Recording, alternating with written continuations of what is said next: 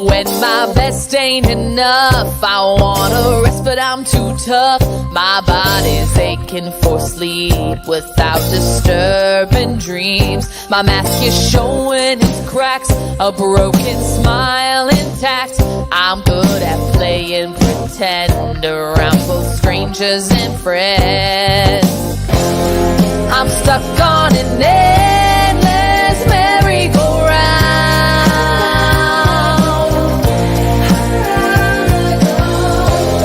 a cyclone of racing thoughts that never stop.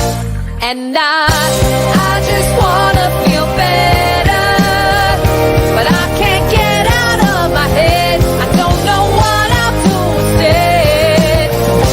I just wanna feel better. Will it always be this way?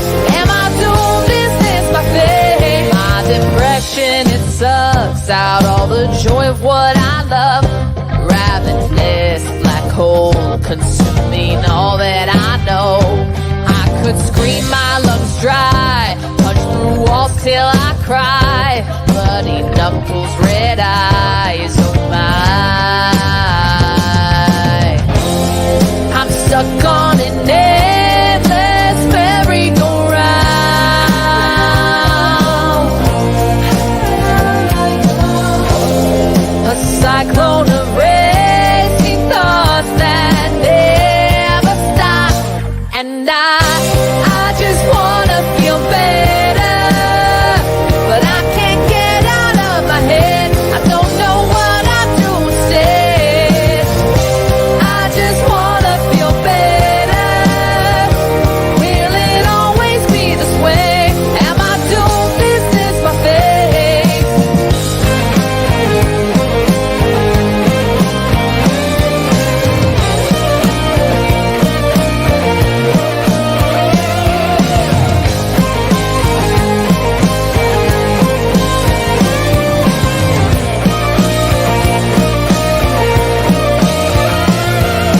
I just wanna feel better. I just wanna feel better.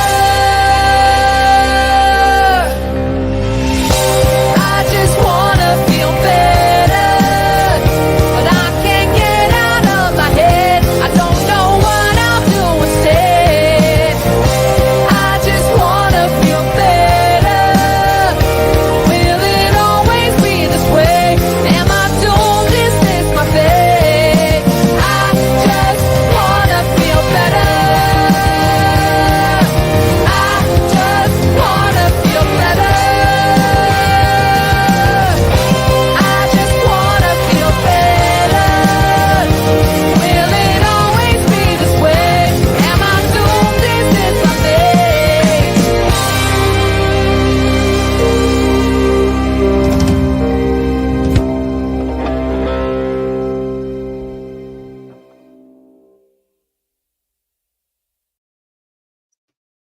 Whoa! Happy Monday, everybody.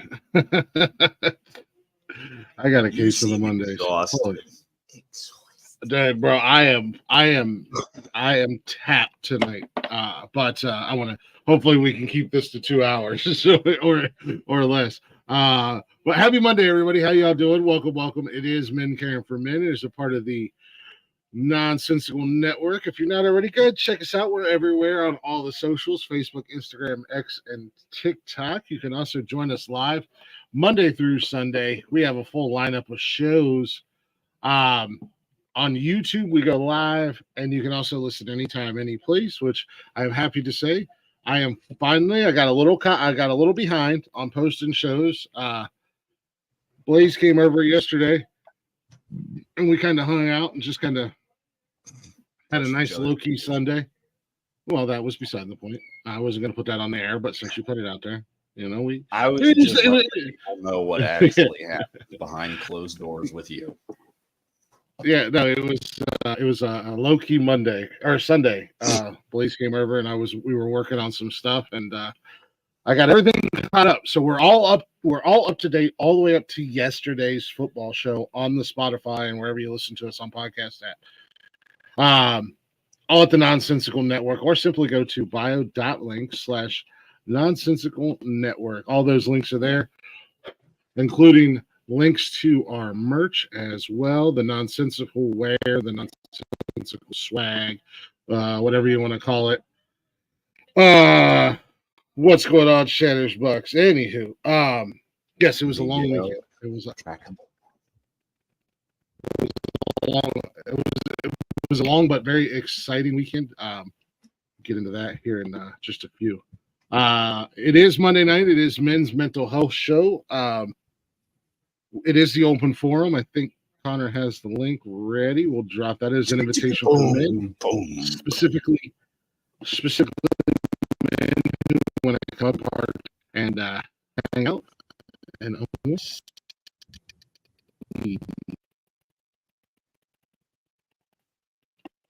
Or don't. Okay, I was about to ask you that, Michael. I don't know if it's Glick's side or if it was my side. Yeah, you're chopping real hard. It could be my side. I've got like 7 as we speak. Oh, I don't think I sent it to Blaze on here. Yeah, I don't know if that's his microphone or if that's his internet. It's probably his internet because his internet's usually shoddy. I've only had internet problems once on this show. Knock on wood.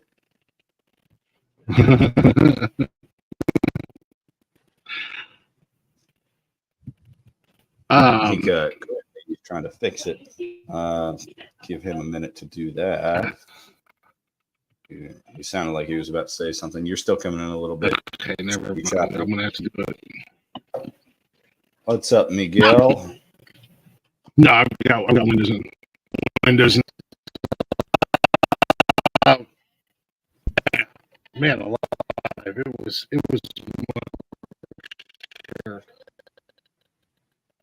Good weekend. Good weekend. Can't complain. We had fun this weekend.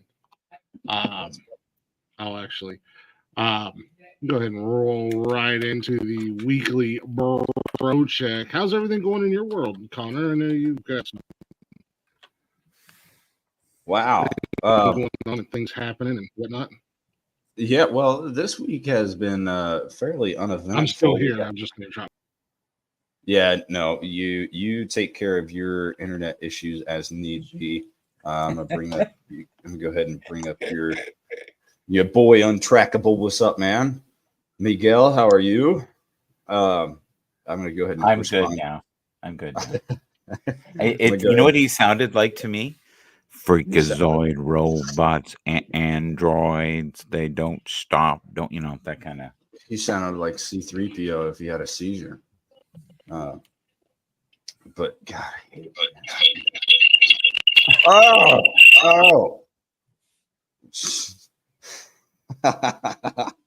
Sorry, I had to fix that for him. I'll go ahead and respond to what Glick asked me. Weekly bro check. My week's been very uneventful, actually. I feel like we did something this weekend, but hell, I can't remember what it was.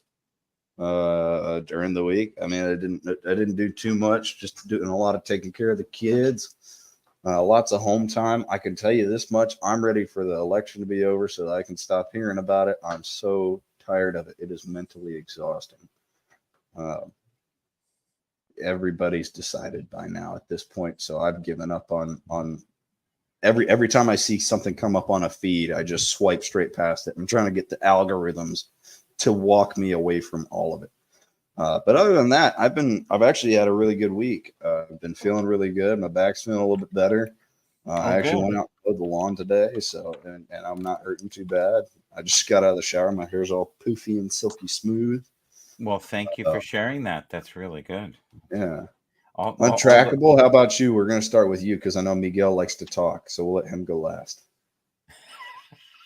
Well, I mean, it's only Monday, and I was lucky enough to have a Monday off.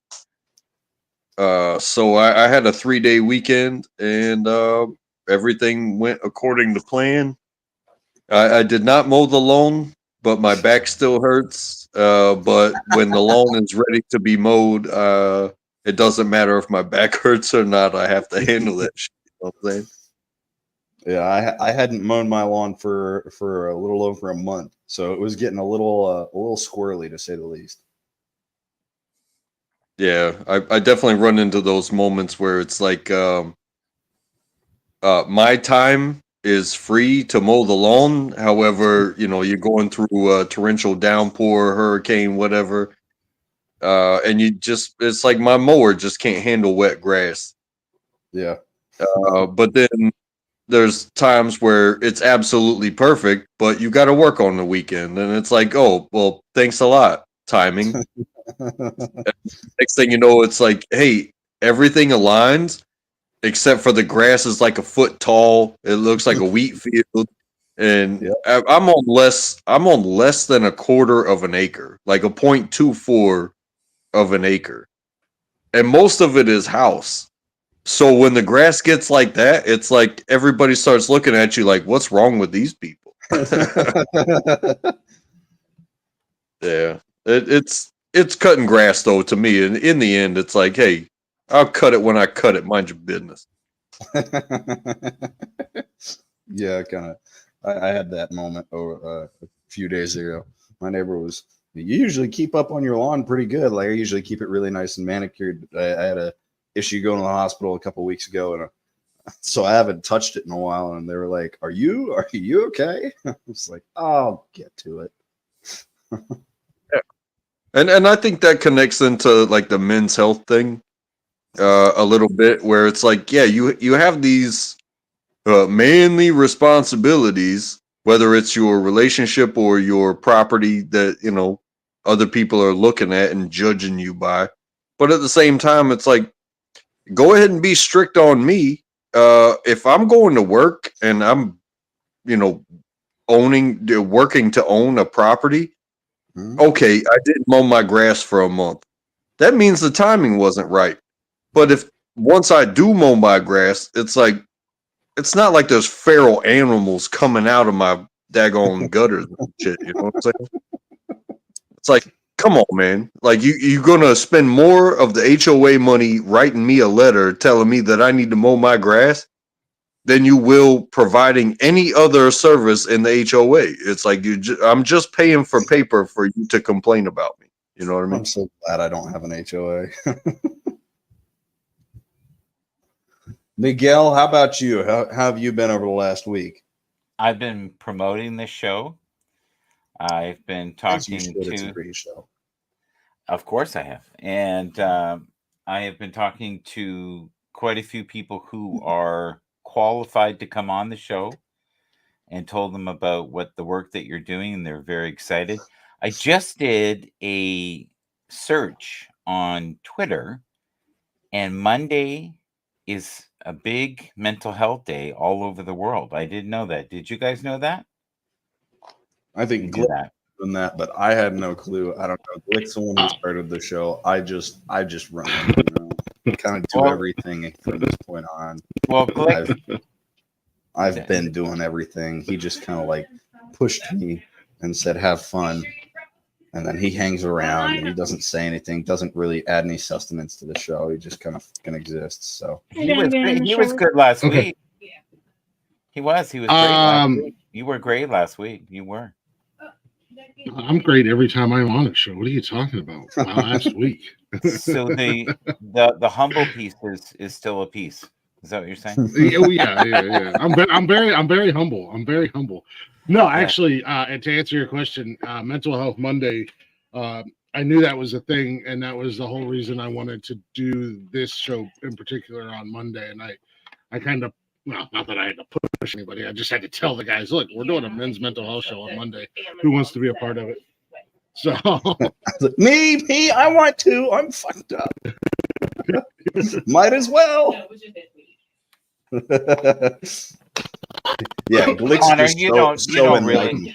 really think that though. No, I realized that I have flaws, and genuinely the reason that I wanted to be a part of the show is because I realized that I have flaws and I have problems and I have issues, and sometimes it would have been good for me to hear some things while I've been in my low points. So I was like, if I can be a part of this and maybe somebody can hear me or hear us at their low point, maybe I can make a difference for them.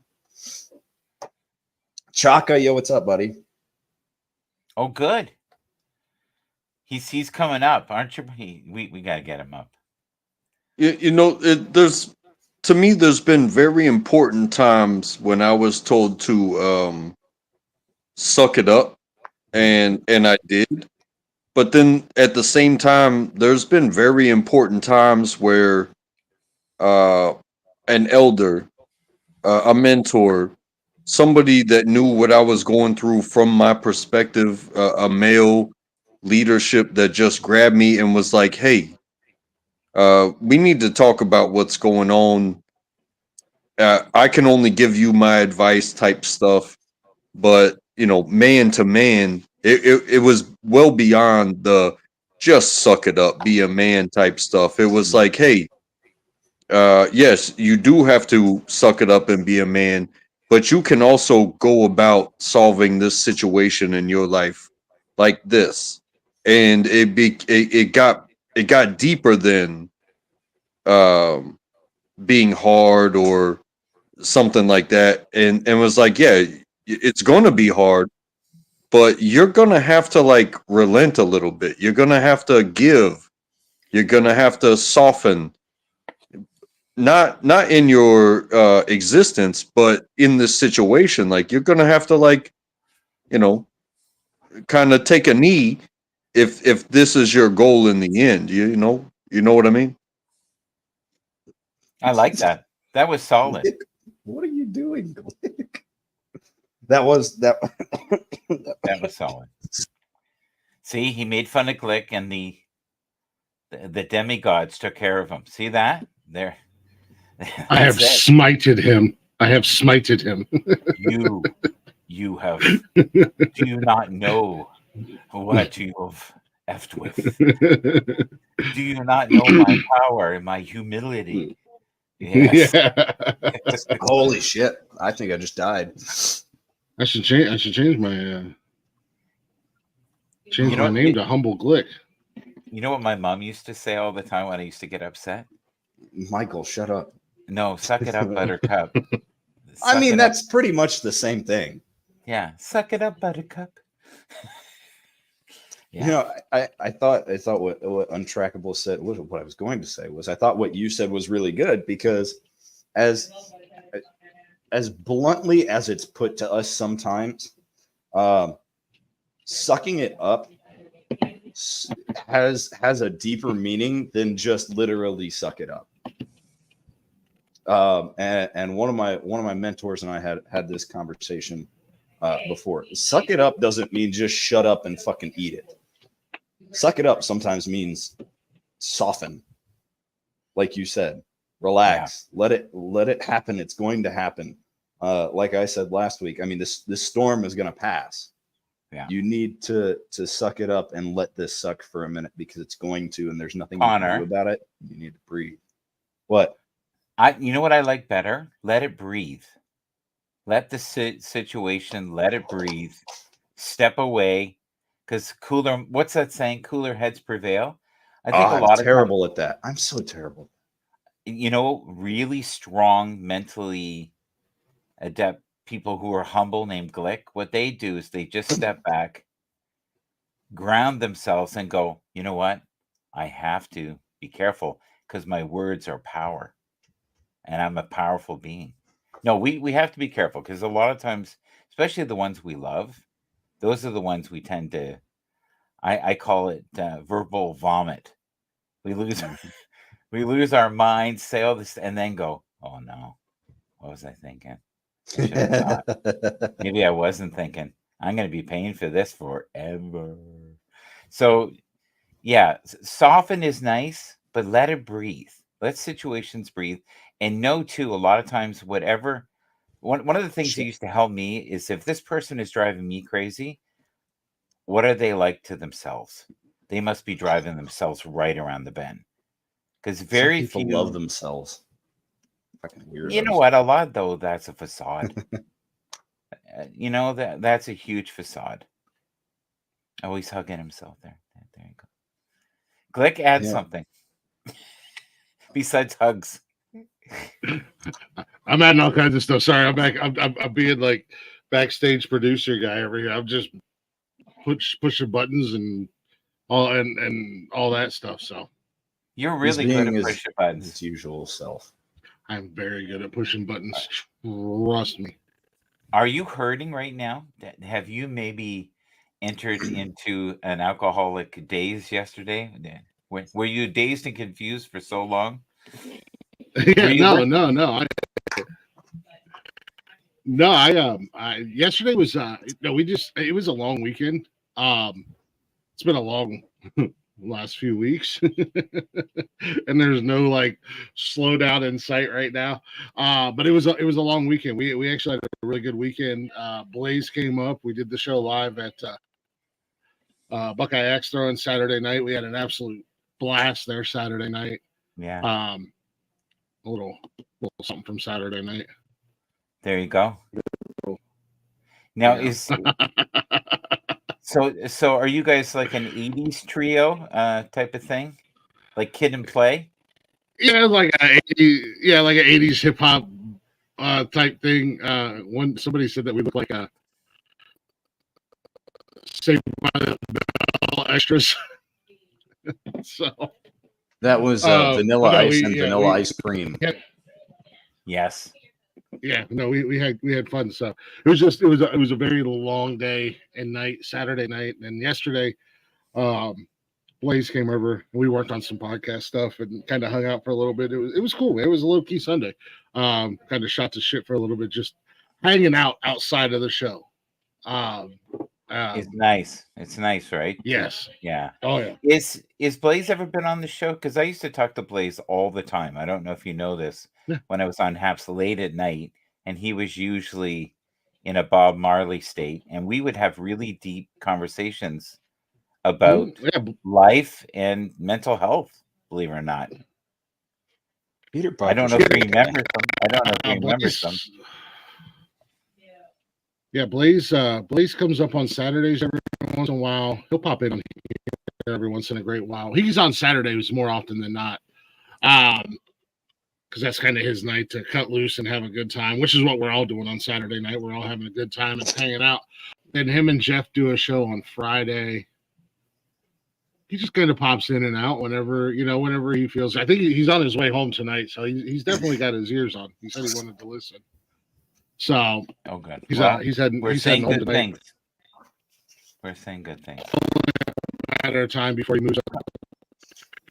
You're breaking up really. You're breaking up really bad, buddy. Connor, do you have an agenda tonight? I think Glick had a pretty good topic. This topic actually came from Glick, but I think we're going to get into that after we run to break. Wanted to make sure we got. I love that weekly song. Bro Check out of the way. I was going to hear a little more from Glick and his previous week, but he's been so in and out with his microphone and his internet. Yeah, no, my week's been good. Just busy. I'm constantly doing something all the time. So, did your fiance just run by saying, "I got a shit, I got a shit, I got a shit"? I think she did. But she turned on the bathtub, so I don't know if I should be concerned or not. So I think all she said was shit, not I have to. Maybe she was worried the water. I forgot I put that stuff in there. It's probably eating the fucking pipes, and we'll have another week. Oh, she poured some industrial cleaner down our drain in our bathtub, and she forgot. So she was no, man. Yeah, I don't have any complaints, man. It's just busy. I know next week we will be in PA. Nikki's son is coming home from Italy for a few days.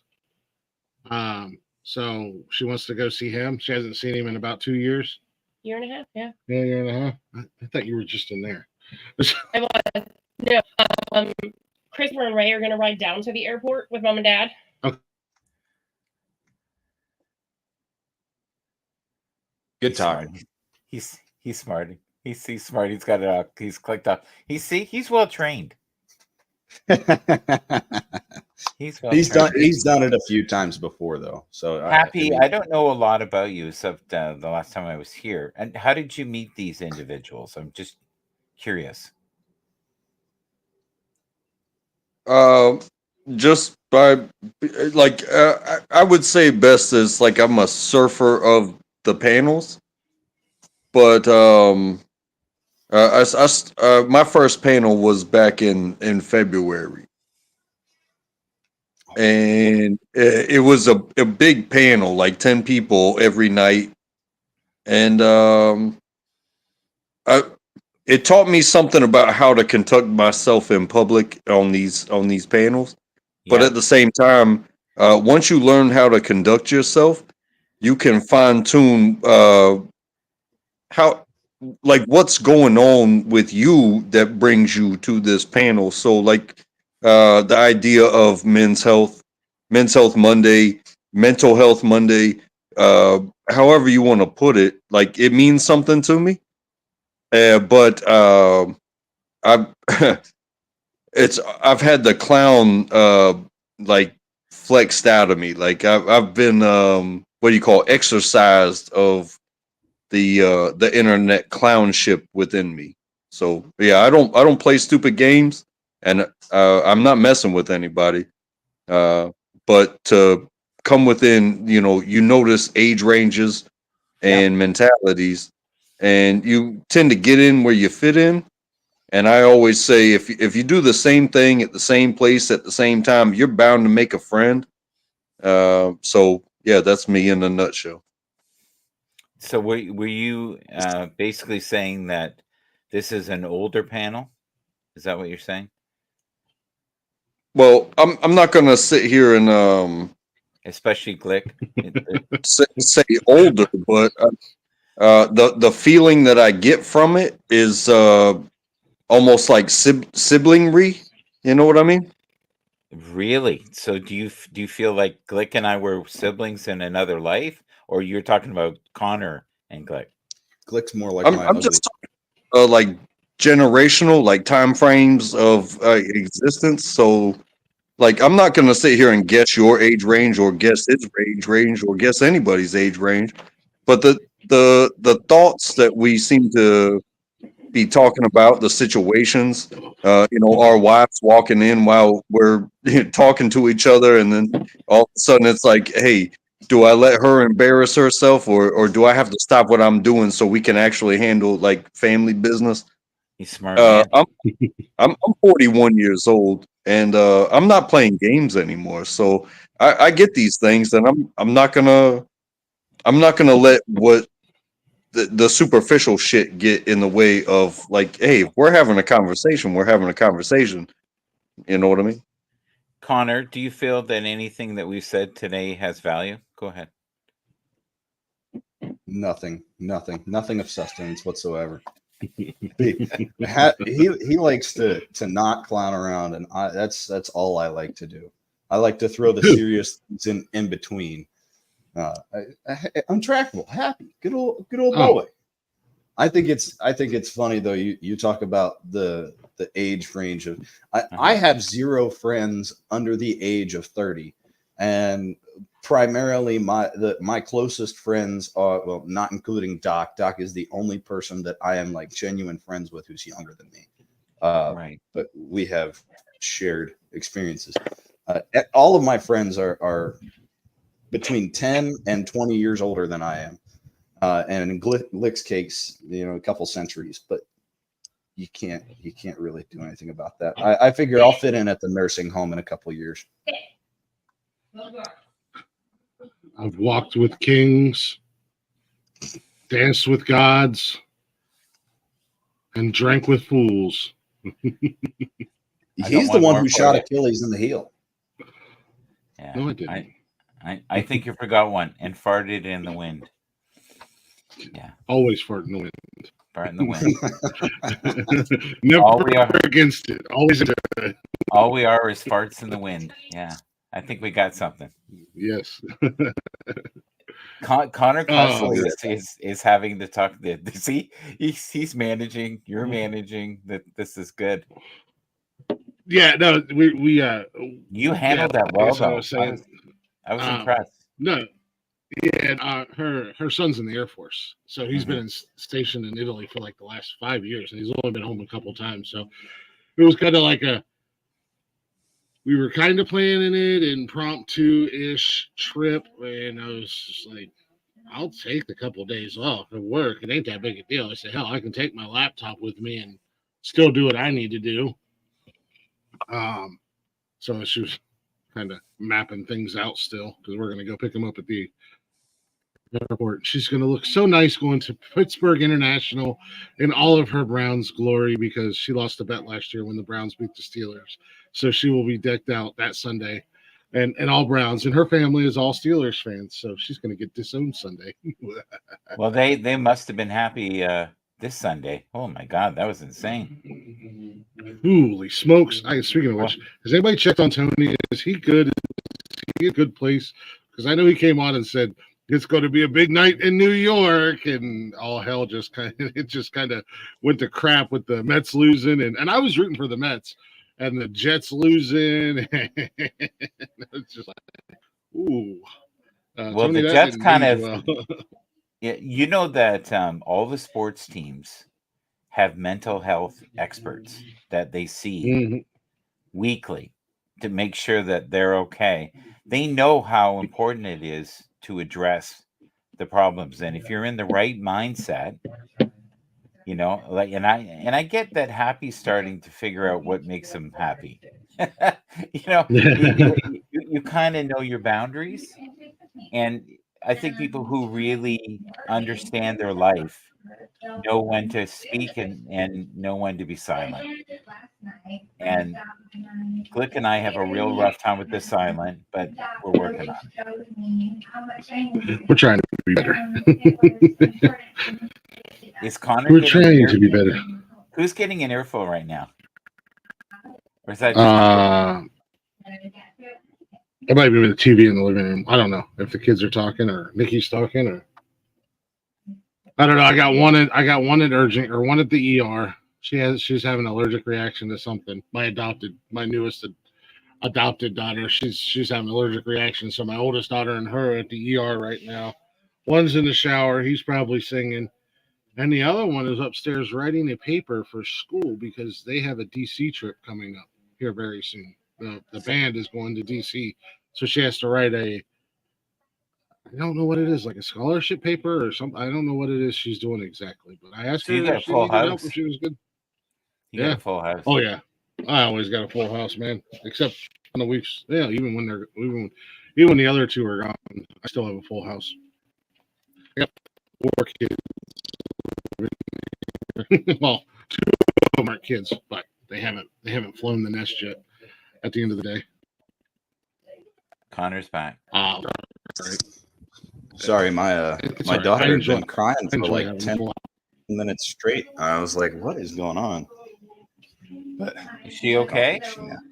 yeah, she's all right. I think she just didn't nap long enough today. She's in a cranky ass mood, I guess. So it is what it is. That's part of parenthood. You're breaking a pretty bad Glick. She's 2 years old, so it happens. Yeah, I have a 6-year-old, a little girl, and yeah, she could be the smartest of her era, but at the same time, it's like every little thing when she chooses to throw a fit, there is no solution. It's just like attention.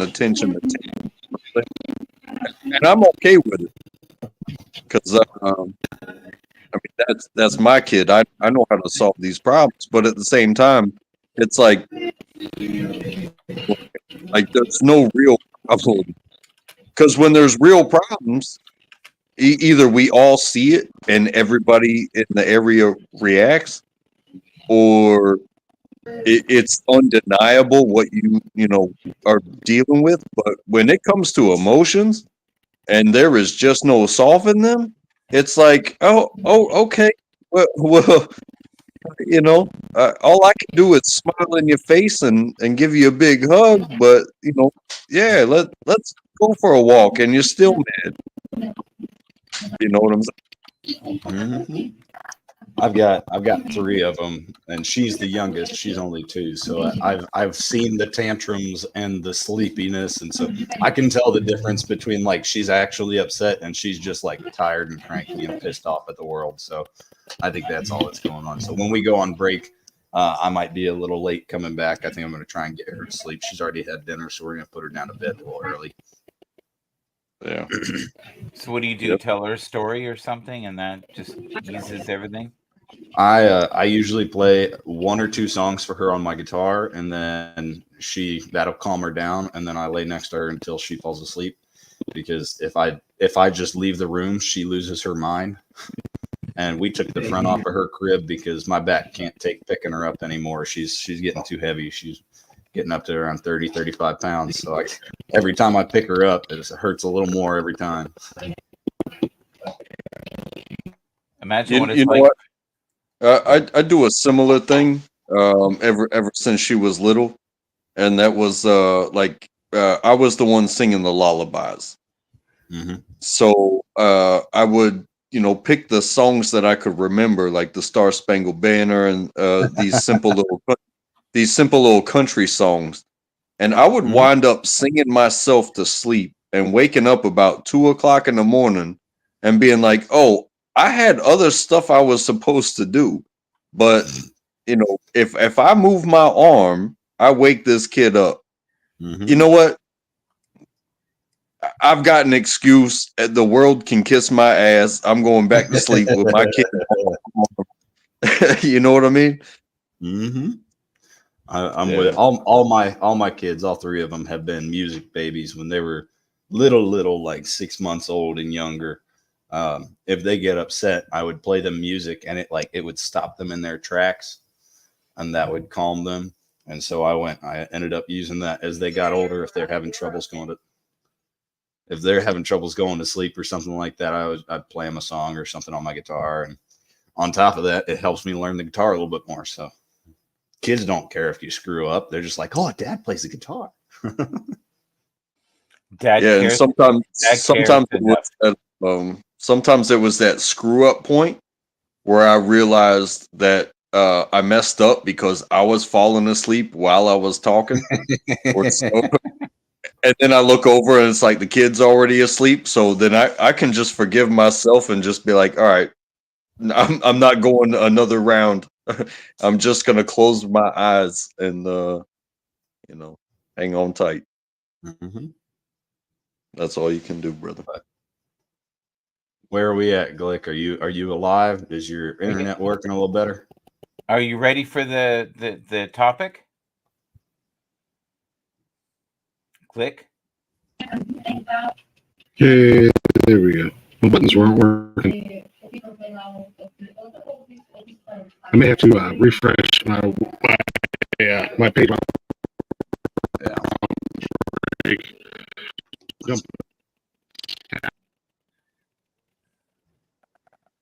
I had that today on Twitter Spaces. I had a guy on, and I couldn't make out a word he said. It was like every third word. I had to kind of formulate in my head what he might be saying.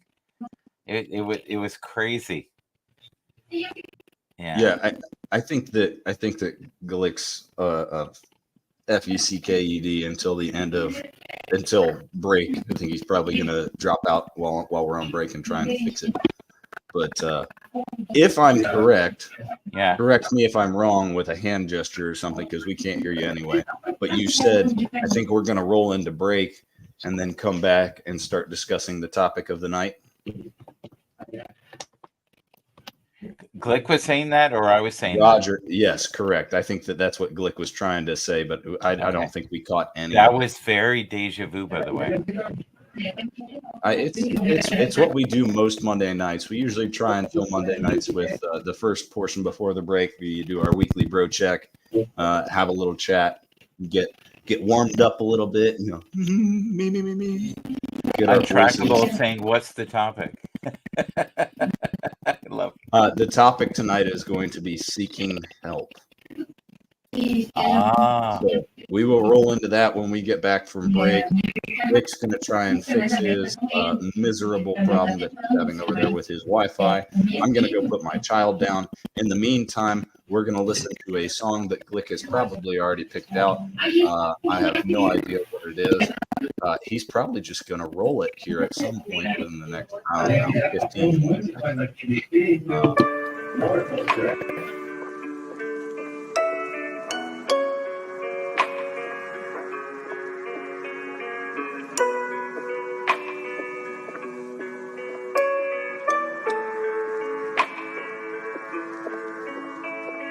I see your hazel eyes staring back at me, remembering what you said to me when you left with no goodbye. Had to ask myself why I didn't let myself cry. Was the time felt you into me, felt so special when you looked at me. Still remember, baby, the way you made me feel. What changed? It's so hazy. You can call me crazy, but maybe you should stop and think. Been down this road before, looking in the rearview. It was only me and you. Why can't you see? Stop and think. Been down this road before. Only you know how to make me feel special again.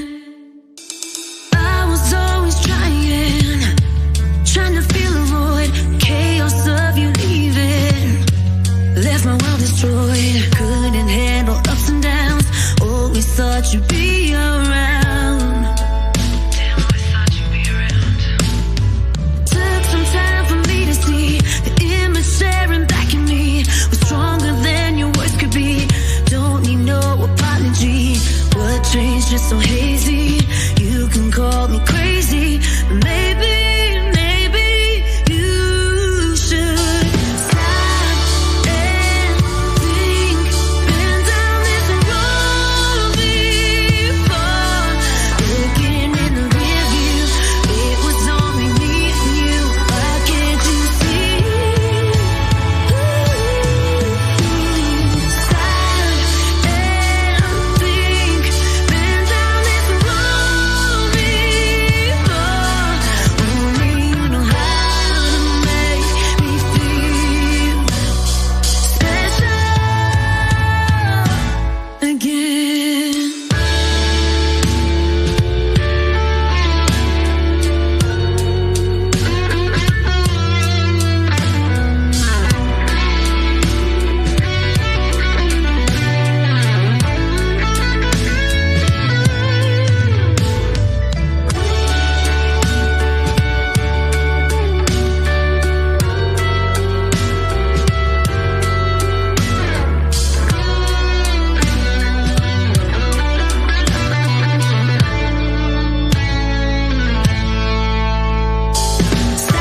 and think.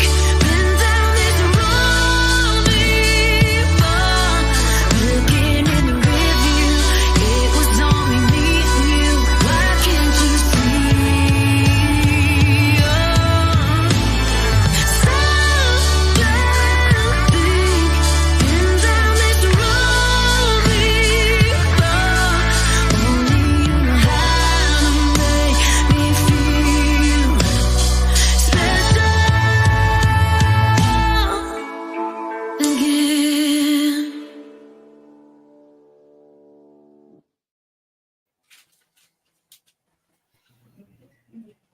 All right. Hopefully my mic is better. Hopefully it's working.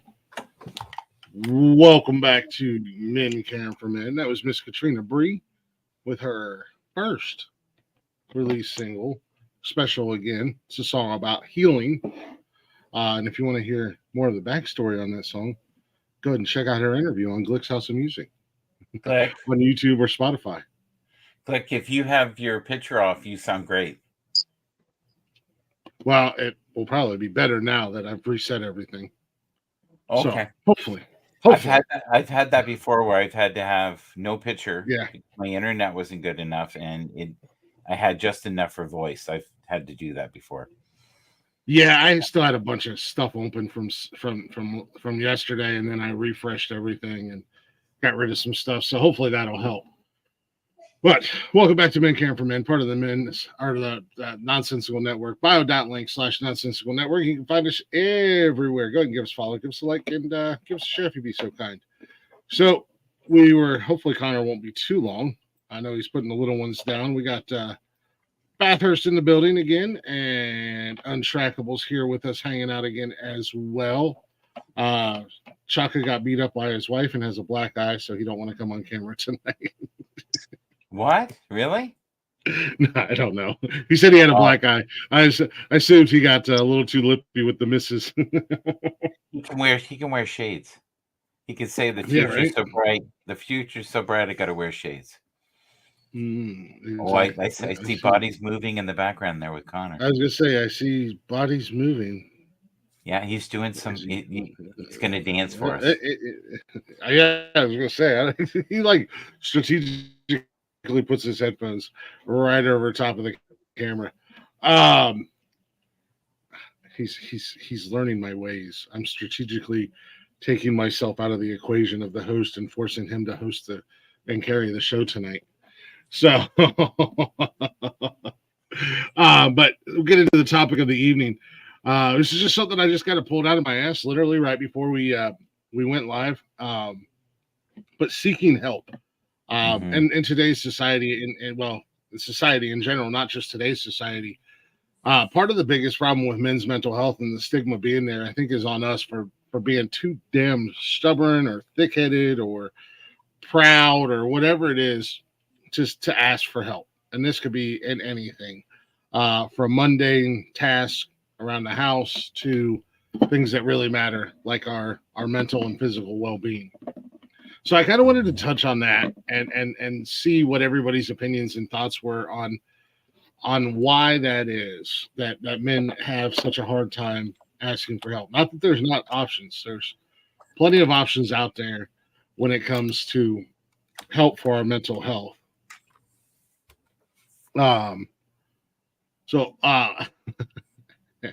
Happy. I just seen that. I've been over here in my own little world today. I was gonna just kind of start with you, Untrackable, and see what your thoughts and opinions are on that, and kind of work our way around, and it's kind of like a little roundtable discussion as far as why there's such a problem with men asking for help or seeking help. It is a tough one, but the first thing that comes to mind to me is that there's levels to it. Yeah, because like you said, it's like people don't want to give in, especially young brave men. They don't want to give in to go ask for help. But honestly, solving problems at the smallest means, like, hey, you might be talking to your neighbor. You might have to go to your father sometimes and be like, hey, I've always respected you as my father, but right now I need you to be like a real dude and tell me the truth. Don't spare me any love. I need to know the truth because I'm trying to get through something that I believe you can help me through. Before it comes to somebody snatching you up by your collar and saying, hey, I'm going to take you to help right now. You can go with me or you can go with them. You know what I'm saying? Yeah, exactly. What's going on, Jeff? Same old shit, different day. You're gonna add your I'm too much of a man 2 cents No. tonight? Actually, exact opposite. What Untrackable was saying, sometimes you have to ask for the fucking truth. You know, tell me like it is. Don't fucking sugarcoat it. But there's also the times where it's like, I just can't do it. I need help. It's not shameful to ask. Yes, it's embarrassing, and you pray and hope that nobody finds out that you asked for help because you fear the ridicule of you fucking couldn't do that yourself, you fucking idiot. You know, that kind of thing. But no, I 100% agree. Asking for help is not. There's no shame in it. There shouldn't be. Unless it's like, you know, changing your oil, then you're an idiot.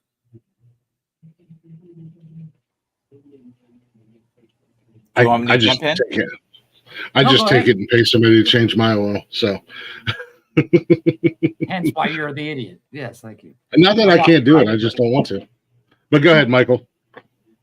I'm going to reframe it if it's okay. There are people in our lives that want to help us, but also want to be in a position of being respectful of you and what you need. But many times, if you ask friends for help, if they're real friends, they'll step up and they'll help you. And if you've been a person who has been there for them in the past, there's a good chance that they'll help. The other thing I've learned too, maybe you have gone this way before too, is that do things to help people because you want to do it, not because you expect anything in return. But I really believe that when you do that, the universe, it has a tally. And then when you need help, something from, no logic will come and just be placed upon your lap at the exact time you need it. And that's just the universe orchestrating what you need. And if you don't universe, I'm ready to cash in those tallies, universe. Right. Well, it's a karma thing. I see where you're going with that. It's kind of like that karma, and you can ask for it all day, but until the universe says you're ready for it, will you get it? It's not a matter of every time you need it, it's going to happen. I have the perfect example this week.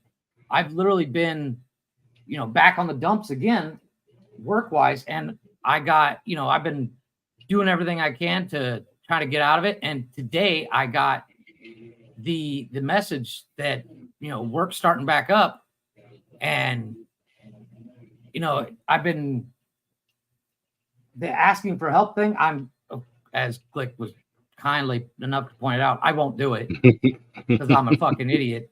Where I'm like, fuck it, I'll just starve. I'll be all right. And today, not only did I get the new job, I got a signing bonus. So I was like, yeah, I'm gonna go buy food. So I did. Nice. But here's the thing. Sometimes step away from the situation. This might help you, Jeff. Step away from the situation and say, if this was reversed and it was somebody that I care about, and they weren't willing to come to me, and I have the means to easily help them. Now, we have Glick here who seems to be helping everybody. He has a house that's a communion for the lost and weary, I think. But just lost. but I don't think he's the kind of person where he would openly say, look, I'm broken right now. I'm at wit's end. I just need to breathe. The water is right here. And I have one effing nostril left. Please, will you get a fucking bucket and just take some water out of this tub? And someone's tied my hands. And I thought this was a good idea at the time, but please get the duct tape off my wrist. That kind of thing. He would be in that tub while his girlfriend is putting the Drano in there going, oh, well, there you are. Yeah. And that's... You wondered where you were. That's not healthy. That's not healthy for anybody, especially the people who care about us. I don't know. What do you guys think on that? No, Yeah. Go ahead, good. No, as somebody who, and Jeff's seen it, hell, just since we started this podcast, Jeff has seen it. Somebody who's always willing to stick my neck out and do for others and kind of put myself in the back seat. I 100% agree. In your analogy, Mike, yeah, I'll have that one nostril barely hanging out, and be like, nope, I got this. I'm good. Don't worry about it. Yep. I'll figure swimming. it out. Yeah. I'll And figure it out. unfortunately, I'm the same way. A perfect example. About like a year ago, a little less than a year ago, I was once again underwater with a lot of things. And Connor called me. He says, dude, I'm sending you money. And I told him no. And I said, no, don't worry about it. I got it. And he pleaded with me for 45 minutes. And I never accepted it. But it was one of the things, the simple act of him reaching out, I was like, I appreciate it, but I got it. And a couple days later, I was able to fix the problem. But it was one of those things where it was like, it's nice to know that people are out there willing, but it's very rare. And I will be literally inches from death before I will ask. It's my downfall. I get that. But it's the fact that if I really, really needed it, and the availability was there, I know I could reach out to the guys and be like, hey, I need a hand. Not that I will, but like I said, that's my downfall. But knowing that it's there is that little safety cushion that I refuse to use, but knowing it's there kind of gets you through the hard times. Well, if you're part of a community or part of a family, you lean on each other, right?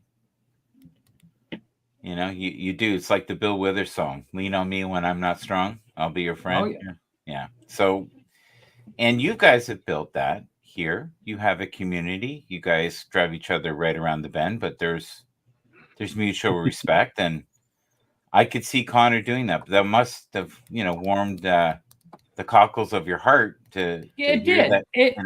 That Connor would do that.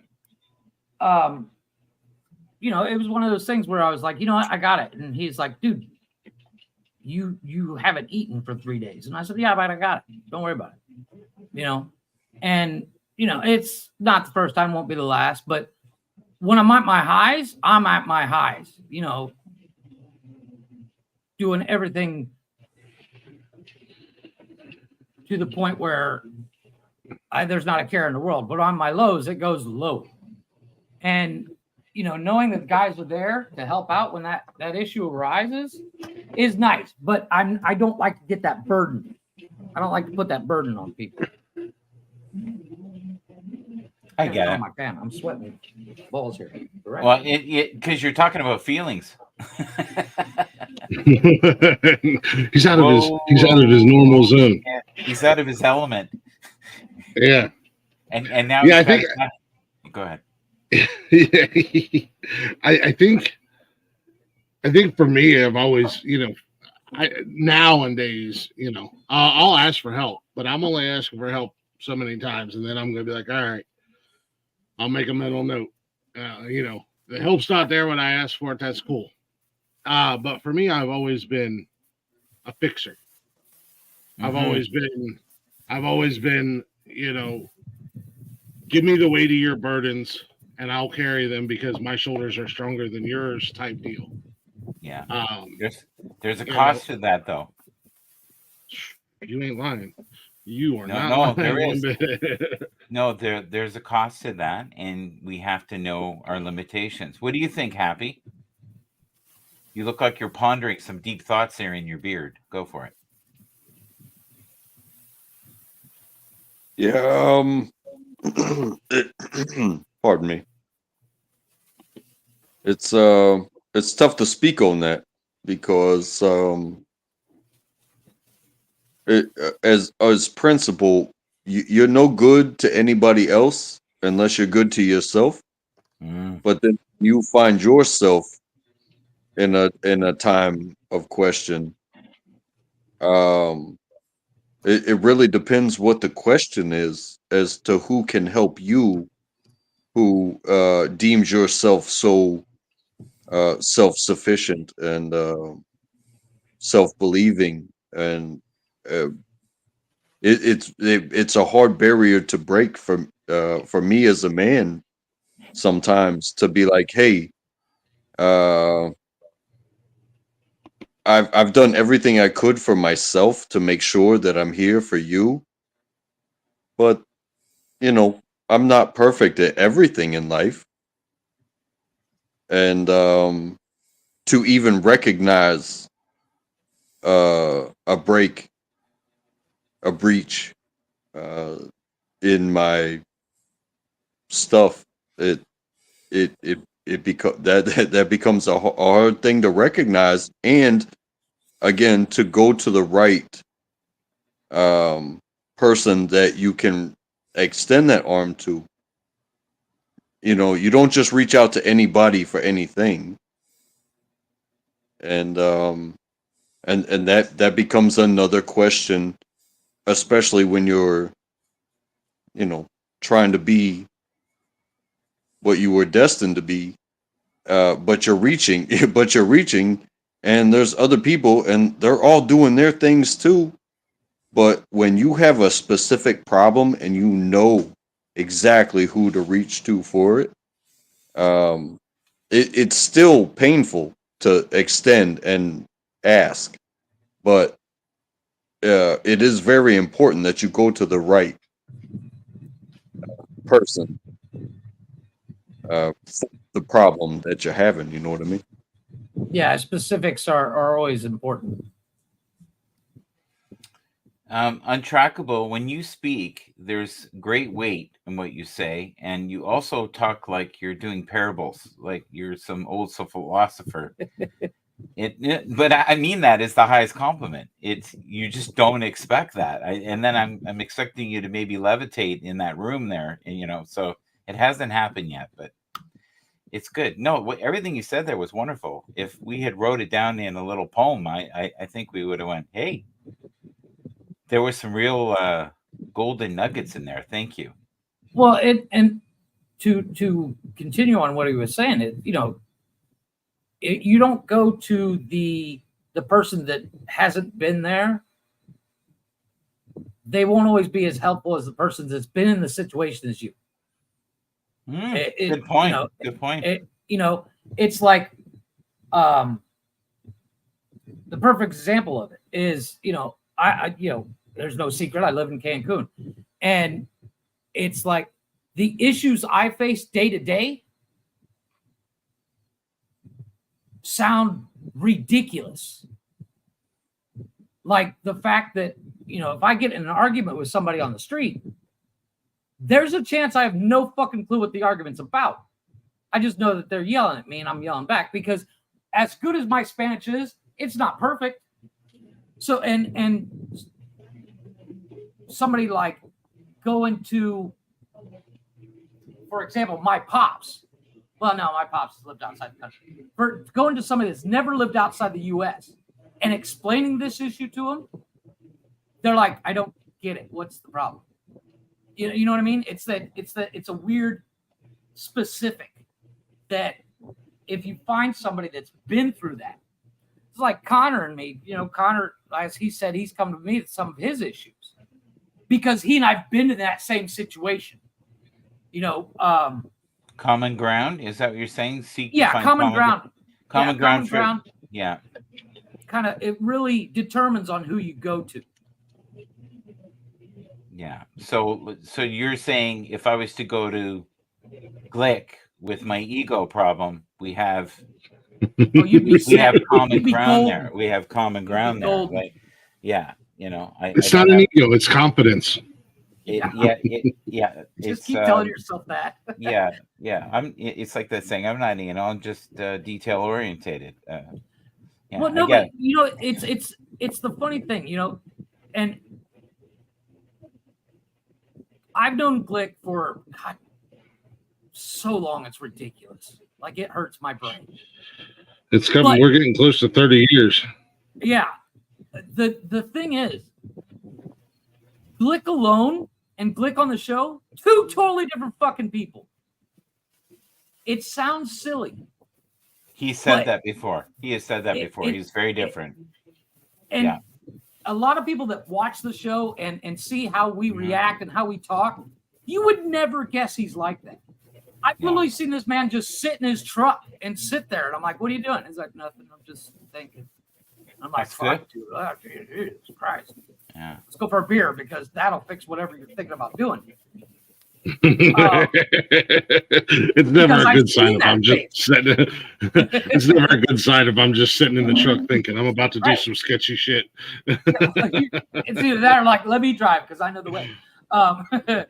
It's and somebody that just sees Glick on the show wouldn't see that, like, oh, he's fiddling with his phone or something. His phone's not even on, or he's just mentally preparing. Yeah, he's mentally preparing to go to war. But it's being that I've known him on and off the show for so long, I can see that where other people won't. And the only person, well, they're probably, I don't know, 15 or 20. So Jeff, I just want to actually- ask you a question so Sure. people understand where the hell you're going. Okay. Mhm. Okay. So here's the thing. We want to get in the meat of this so people understand. So you're basically saying you know him like a brother. He basically said untrackable. This is like sibling relationships in here. So you two definitely are like brothers from another mother or something. But Well, here's the funny thing. You're talking about siblings. My younger brother and I refuse to speak to each other. right. Because my younger brother's kind of a prick and his wife's a cunt. And Oh, she made lovely. him like that. He refuses to speak to me. And I've known him longer than Glick. But if my brother called me tomorrow and said, "Hey, I need your help," I'd tell him to go fuck himself. If Glick called me tomorrow after not speaking for 30 years, I'd be like, whose truck are we going to take? When are we going? There's more of a love that I have for Glick than I do my own younger brother. My older brother's a different story. I'll kill for him. Yeah. But Jeff, we were going somewhere, and then you squished ahead, me like a bug. But that's okay. I felt like the bug on the windshield. So where we were going was, you have to know the boundaries of the people that you're with, and how much you're comfortable giving, and how much you're comfortable basically letting people see. Like I think what you're saying is Glick has seen the good, bad, and the ugly. Oh, guaranteed. He knows you, and you know him. So there is no air. There's no boundaries. That's not where I was going. No, there's no boundaries. There's nothing that I wouldn't call Glick and be like, "Hey, dude, you'll never guess what just happened." And There like, has there's to be nothing I wouldn't tell him. something about if you're seeking help for an issue, you have to be honest about the issue. You have to be forthcoming. You have to be honest with whoever it is that you find that's going to receive your problem, even if you choose them or you come upon them. If you're not honest about your problem, the person that you seek help with will not be able to fully correspond with the response. You know what I mean? Yeah. So Jeff, tonight, did you step up because you felt like Glick needed you? He always needs me, no matter what he thinks or says. Okay, you didn't answer my question. You just evaded my question. I'm actually tonight. The only reason I popped up is I got nothing to do tonight. Okay, so because I felt like you came up thinking, okay, he could use a friend. No, he's got that Bathurst clown in there, and he's got the guy. That, no, I literally, usually on Monday nights I got stuff going on. I'm usually working late, but tonight I got off early because I'm starting a new gig tomorrow. I was mainly just prepping today, and I had nothing better to do. The kids are at grandma's, and I was like, I'm bored. What are the boys doing? And then jumped up. Well, I'm glad you're here. Yeah, I'm glad. It's usually how it goes. Yeah. No, but it's, we had a great cake here, and then we added some icing, and it was called Jeff. There you go. Yeah, I am the icing of every cake. Yeah. And Connor's the sprinkles. Yeah. Connor's something. Connor is something. Connor's brilliant. He He really is. You know, Yeah. Connor and I've talked back and forth, and not to put his business out there, but some of the stuff he's been through and I've been through. When he and I talk, most people, if they were added to that conversation, would have no idea what we're saying, even though we're not really saying it to each other. We're just going, I get it. I get it. I get it. Because we've both been through similar situations. Well, sometimes you just need somebody that's going to listen. You don't necessarily reach out to somebody. For opinion. Yeah, sometimes we just need somebody that's going to just listen Mhm. and actively listen. Be an ear for us to kind of vent, and then maybe add in the occasional, hey man, you're not the only one, or totally see where you're coming from, or whatever. Yeah. But we're not always You looking and for I've done somebody that to. Yeah, we have. You ain't kidding. We've had 4-hour long conversations of one of us venting for Where 2.5 hours. I think like 6 minutes of one speaking and then 4 hours of the other. Yeah. Yeah. See, you have you listen to respond or you listen to understand. Well, it's sometimes, one of the things that Glick and I learned very early on, when we reconnected, sometimes, and we've known this for years, but it's one of those things where if I'm calling him and it's 3:00 in the morning there, he's like, I'm going to sit and listen. I'm not going to say a thing because Jeff needs to vent, or vice versa. And, not that we've had those 3 in the morning conversations, but there's been a couple.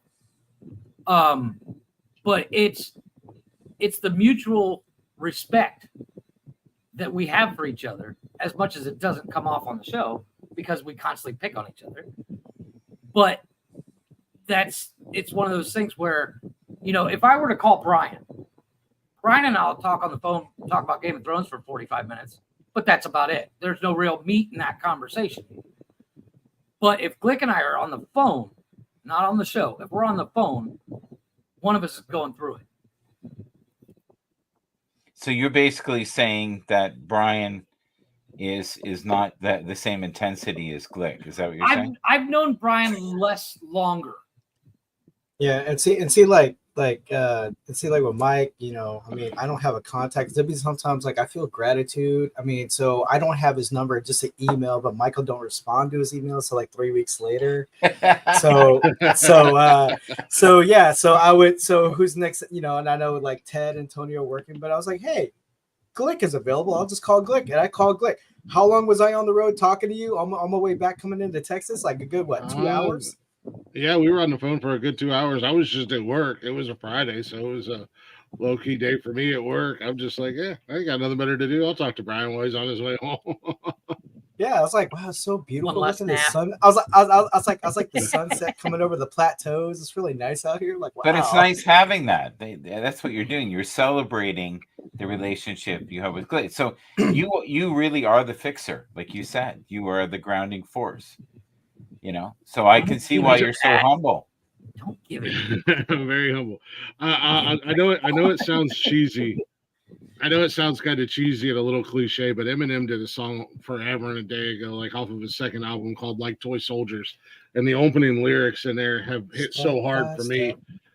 And something that I related to so quick and so fast because I've always been like that guy for everybody. And I don't mind it, in a lot of ways, it kind of benefits me. Because whether it's just a call because they need somebody to chat to, because they got a 12-hour drive home and the radio can only keep your attention for so long or whatever. But yeah, Eminem says in that song, the opening lyrics is, I'm supposed to be the soldier who never shows or blows his composure. Even though I hold the weight of the world on my shoulders, I ain't never supposed to show it, as my crew ain't supposed to know it. It don't matter. I'd never drag them into battles that I can handle unless I absolutely have to. I'm supposed to set an example. That's something that has hit home to me since that song came out, because that's who I've always been for everybody. I've been that rock, and I don't mind it. I'm actually very grateful that people that I have been able to be that guy that people has come to for anything and can count on. That's one thing that I can say at least I've done right is I've been there for people and I've made sure people were taken care of. And like, if I do everything else wrong, I've at least been there for everybody. So, but yeah, no, it is. It's hard to ask for help at the end of the day because nobody wants to come across as looking weak or foolish or anything like that. Yeah. So, you know, you got to have those. I mean, yeah. I mean, but like since dawn of time, I mean, since our like down to our bone marrow, like we're supposed to be the foundation. Can't break the foundation. So that's been our role for like an eternity. Yeah. Yeah, I was given these big, broad shoulders and a strong back for a reason. And it wasn't just to look like a sexy some bitch. I mean, like you know, like we all have our special traits. I mean, we all have our special traits. I mean, you know, like you know, I'm learning dibbing and dabbing a lot of things. Glick is too. Jeff is too. Mike is just he's a cheeseburger specialist. So any advice on cheeseburgers, I go to Mike. Untrackable is back. Hey, buddy. Mike loves cheeseburgers, y'all. With bacon. Hey. With like 40 strips of bacon. There is there's an inside joke there, Glick. So when I was very young, I started basically reading books about the chemistry and the composition of the brain and what we do chemically. So if we're eating a burger with bacon, it is the equivalent as an orgasm in our mind, like the way we process it. So when I was 16 to 20 years old, the two things that I was most in pursuit of were booty and burgers. I knew I liked you. I'm a warrior. I'm a warrior. I like you and I'm out you. But I realized I was really a chemical junkie. I didn't know it. No, a little chemical overload, huh? I mean, Glick's that way with Taco Bell, so I mean, it's understandable. Yeah, as we've learned. Man. I was like Taco that Bell Saturday 7-layer night. burrito. We stopped You know at what? Taco Bell on the way home Saturday. Taco Bell in the States, though, is better than Canada. It is. I'm happy that the Mexican pizza is back, but I'm very saddened that they're not bringing back the Cool Ranch Supreme tacos because you only get the regular nacho tacos. The Cool Ranch Taco Supreme is awesome with the Mexican pizza. Chef's kiss. Brian, you sound like you've got some real first world problems there, brother. I do. I do. I can sense the suffering with your band there. Yeah, I can feel it. Yeah, I'm trying to keep all that anger like suppressed. Be like, ah. And plus, I'm having a bad hair day. So, can you answer one question about mental health instead of talking about burritos and cheeseburgers just for a moment? So, when you're dealing with stress, right, or rejection, or you're feeling misunderstood or disrespected, what are some of the things that you do besides call Tony D? Go ahead. Take a drive, be out in nature, listen to instrumental music, or play Division 2 and start capping bad guys in the head. Okay. And when you're capping people in the head, are you ever screaming Glick's name or anybody else's name in this room? Yeah, like yours truly?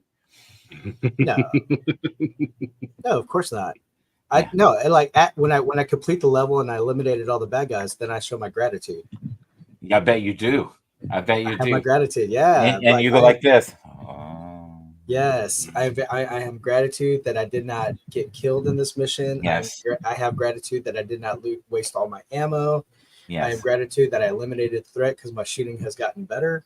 Yes. So I am very grateful. I'm grateful I didn't go to Taco Bell before because I probably wouldn't have made it through the level. I got it. Yeah. Cheese. Well, I should have got the cheeseburger because then that way the endorphins and everything gets kicking and I'm like, see, he does listen. Like a Red Bull for your brain. Yeah. He I'm does. telling you, especially like smoked cheddar cheese on a man. I'm telling you, it. Yeah, to Mike's point, yeah, it is correct. You're just like, therapy. It helps. I feel good. I want to tell you guys a story that you guys will appreciate. So the other day, I get a pizza from my daughter, and it's got bacon on it, meat, and a bunch of other stuff, and it smells really good. And I just got it around the corner, and I have this big ass box with a pizza in it, and there's this woman who's in the elevator, and she's looking at me like, you know, I just do about anything for that pizza. You should have seen it.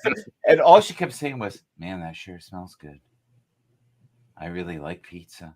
Like, and I finally said to her, "Look, it's for my daughter. I'm so sorry. If it was for me, I would give you a couple pieces." She goes, "Oh." and I'm thinking, I would never ask somebody. No, I wouldn't either. No, but I've never that's done how that. addicted she was to food. Hey, but wait a second. Look at the building that you're in, and if that person can't get their own pizza, but they can live in that same building where the person can get their own pizza, does that not come into the equation? I was just thinking the same. Well, there's nothing like pizza right now and pizza free, Yeah, well, that's Yeah. That is true. right? Yeah. As I say, free It's like- food and free food booze hits differently. It's like Brian. He's going booty or burger. Oh, this is a dilemma. Nah, you put So both he's- hands together on that one, buddy. So, I'm sorry. Yeah. it's like Joey from Friends. Chicks on bread. Right? Or like Al Bundy, Hooters, chocolate cake. Hooters, chocolate cake. Choco Hooters. No, there was like one time my brother and I we both had the day off and we decided to go bike riding, and then we ended up at the food court at the mall. So I get a Subway sandwich with a Diet Coke, and my brother gets like 2 slices of pizza and a beer. And these girl and my brother is like tiny. I mean, you know, you sneeze on him and he flies. That's how skinny he is. And he's sitting there enjoying the pizza after a long bike ride. He's all like, "Oh," and these girls walk by, and this one girl just goes, "Ugh, I hate him." And I'm sitting there going like, "Me? Oh, him. Yeah." I'm like, I'm eating a sandwich. I'm being healthy and responsible. I have Yes. the perfect healthy salad called the Big Mac salad. Do you? Just saying. Yeah, I saw this thing on TikTok. It's called the Big Mac salad. You shred a Big Mac onto lettuce. It's healthy because it has salad in it. Have you ever seen these people who have kept a burger from McDonald's for 20 years? And Yeah. it does, and it's The still willpower behind that person is impressive because a burger doesn't last in my house. No, but here's what I'm saying. It still looks the same. The only thing Oh, yeah. the only thing that disintegrated was the pickle. Yeah. I've seen that. Everything else was intact. It didn't have green on it. What the heck did they put in those? I don't care. It tastes good. I don't want to You- know. It's kind of it's like once you learn how hot dogs are made, do you really want a hot dog? No. It's that kind And, of concept. I don't want to know. They put things in bottled water as well. Like what? It's they call it atmosphere. Because what they do is they coincide with the drainage of the cities. So they subsidize the cities with emergency water and clean water facilities and stuff like that. Mhm. But to turn around and sell it, like they have to make pure water, but then for it to have the Marketability. the spring capabilities, the nutrients, the metals that just come naturally, that you would boil the water yourself and, you know, kill organisms and then drink it.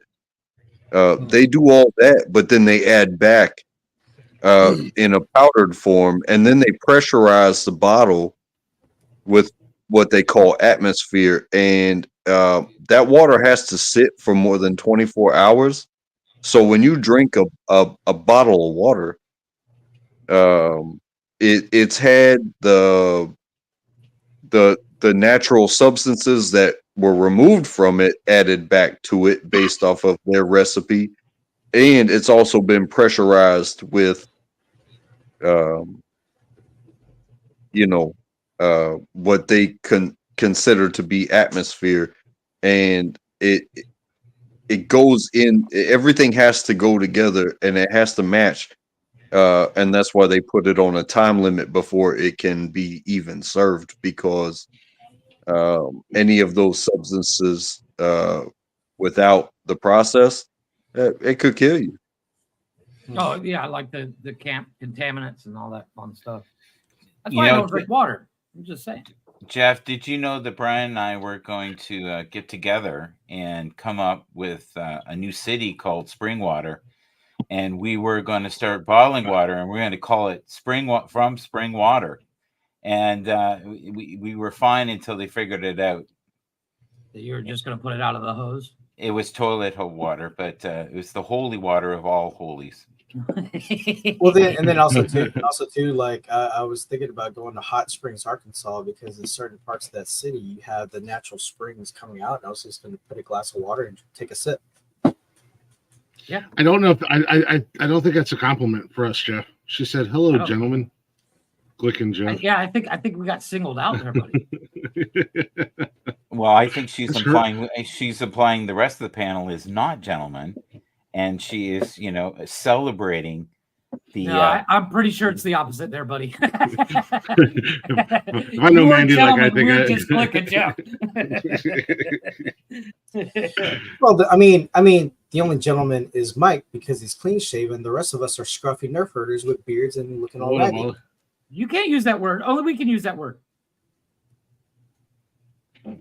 Yes, Explain I it. said it. First of all, explain it to my audience who will not know what the heck it is. We currently have over 24 people on Twitter watching this. So Well, So the Nerf scruffy herder nerf herder, is Star a Wars reference reference. to Star Wars.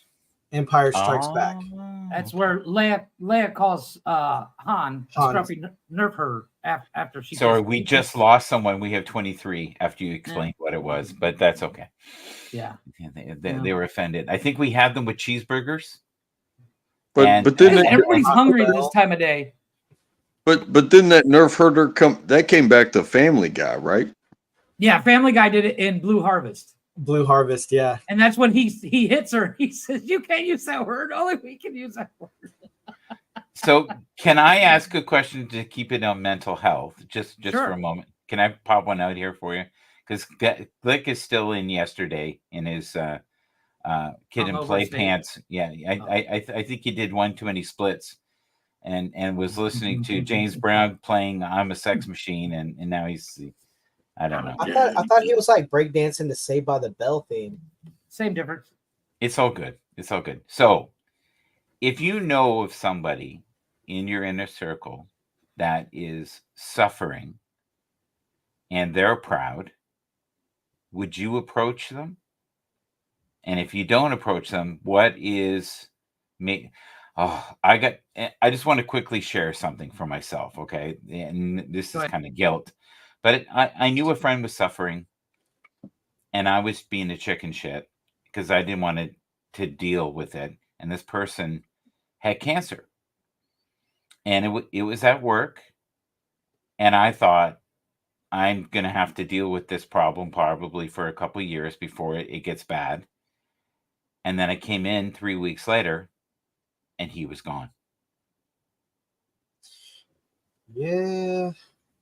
And I So didn't. your question I didn't- is, what would you, if you know that someone's suffering and it may be even uncomfortable mentally, for physically, you, the whole 9 yards. and it may be uncomfortable for you to listen to it or see it, are you going to, what was that saying? Man up. Are you going to step forward and be that person who listens to someone for 2 hours at work while they're driving, or, well, like, also, I get what you're saying, but a lot of times too, a lot of people, and I understand where you're coming from with this one, because there was a person that I really, really cared about, and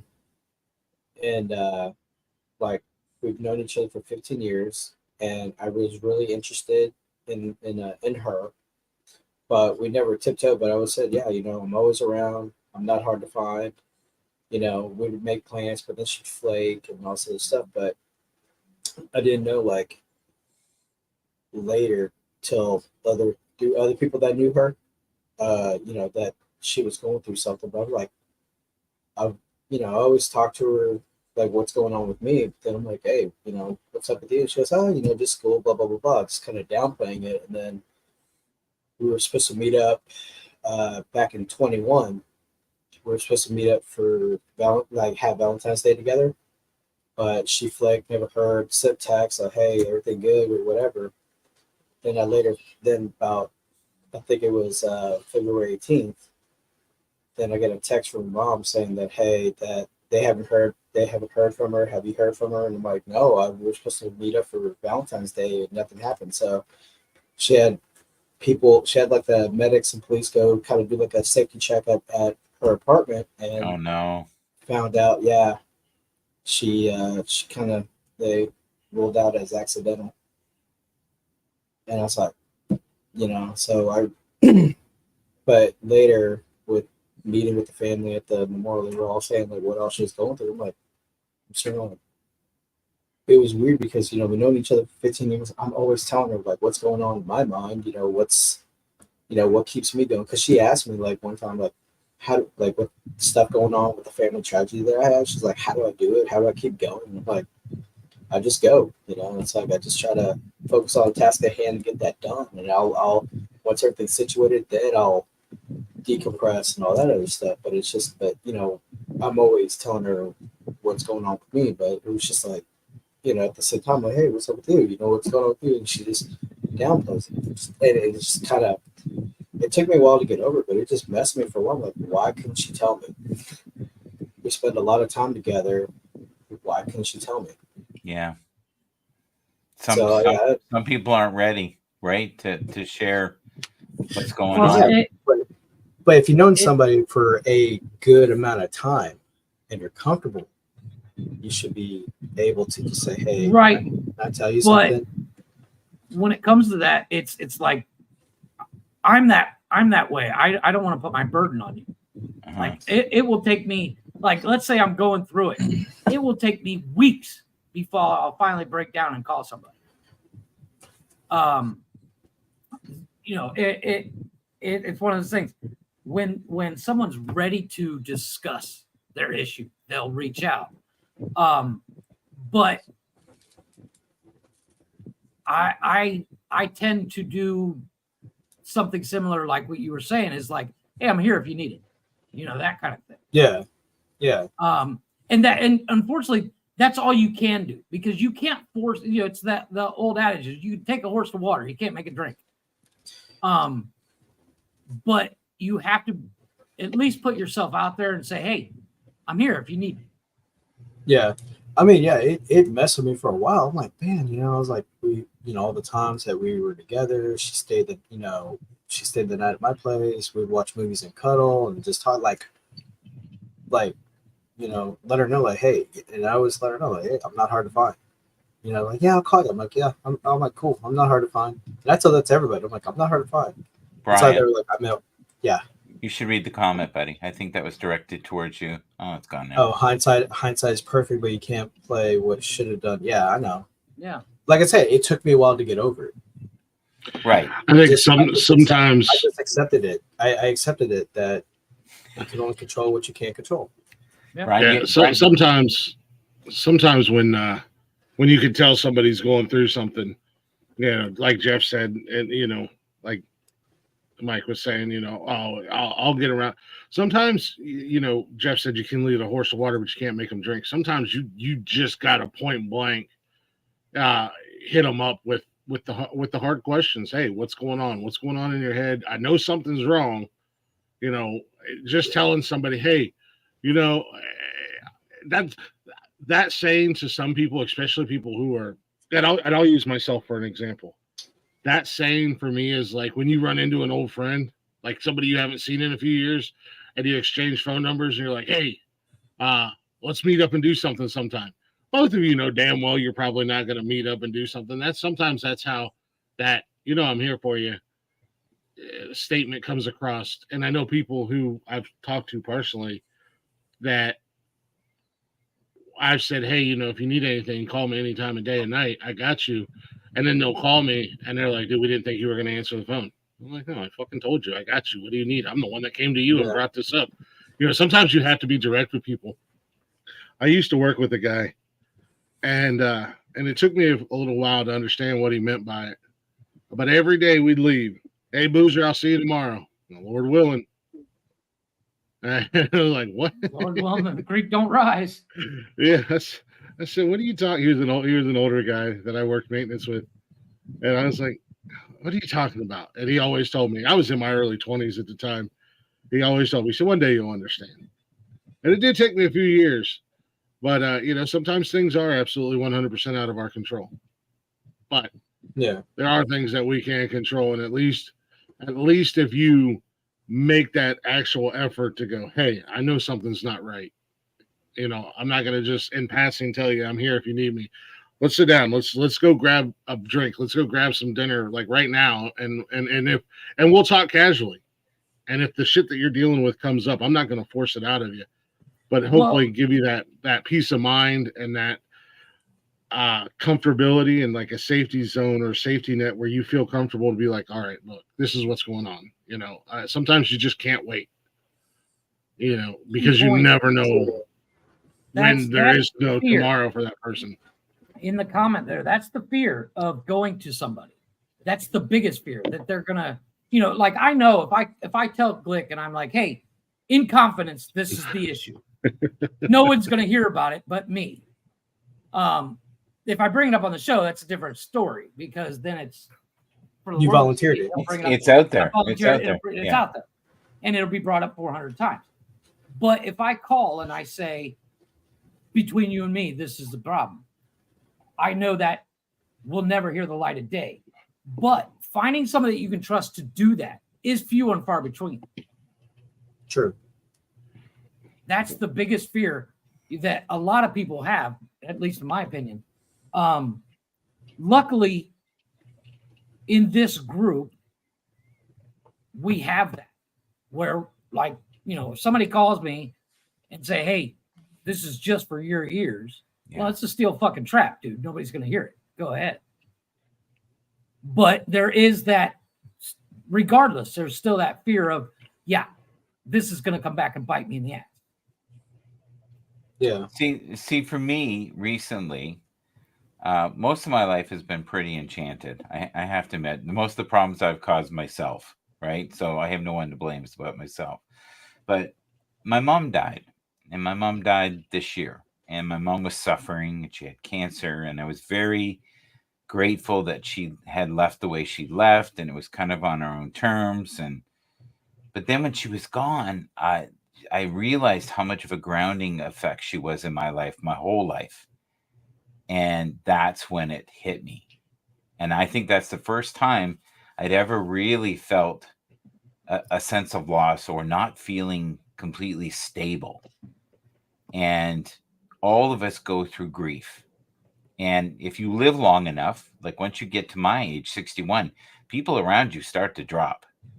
Mm-hmm. Especially the next generation. And I remember you were saying about an old guy. I remember an old guy that I knew, and he used to be, you know, he used to say crazy stuff to me.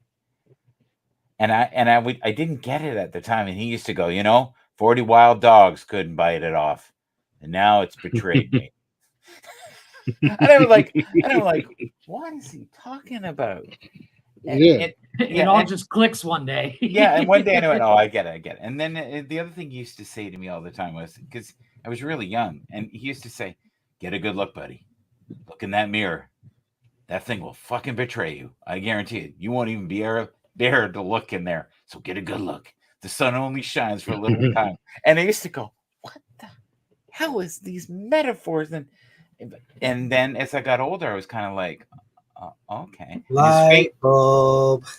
And his favorite one for me always was, if you get the milk for free, don't buy the cow. Oh, yes.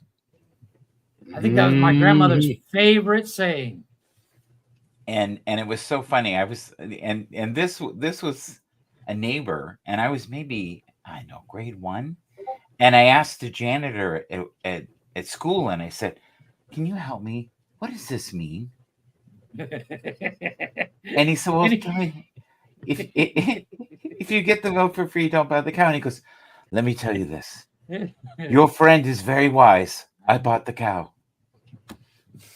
The one line haunted me then. It still haunts me now, and probably in the future.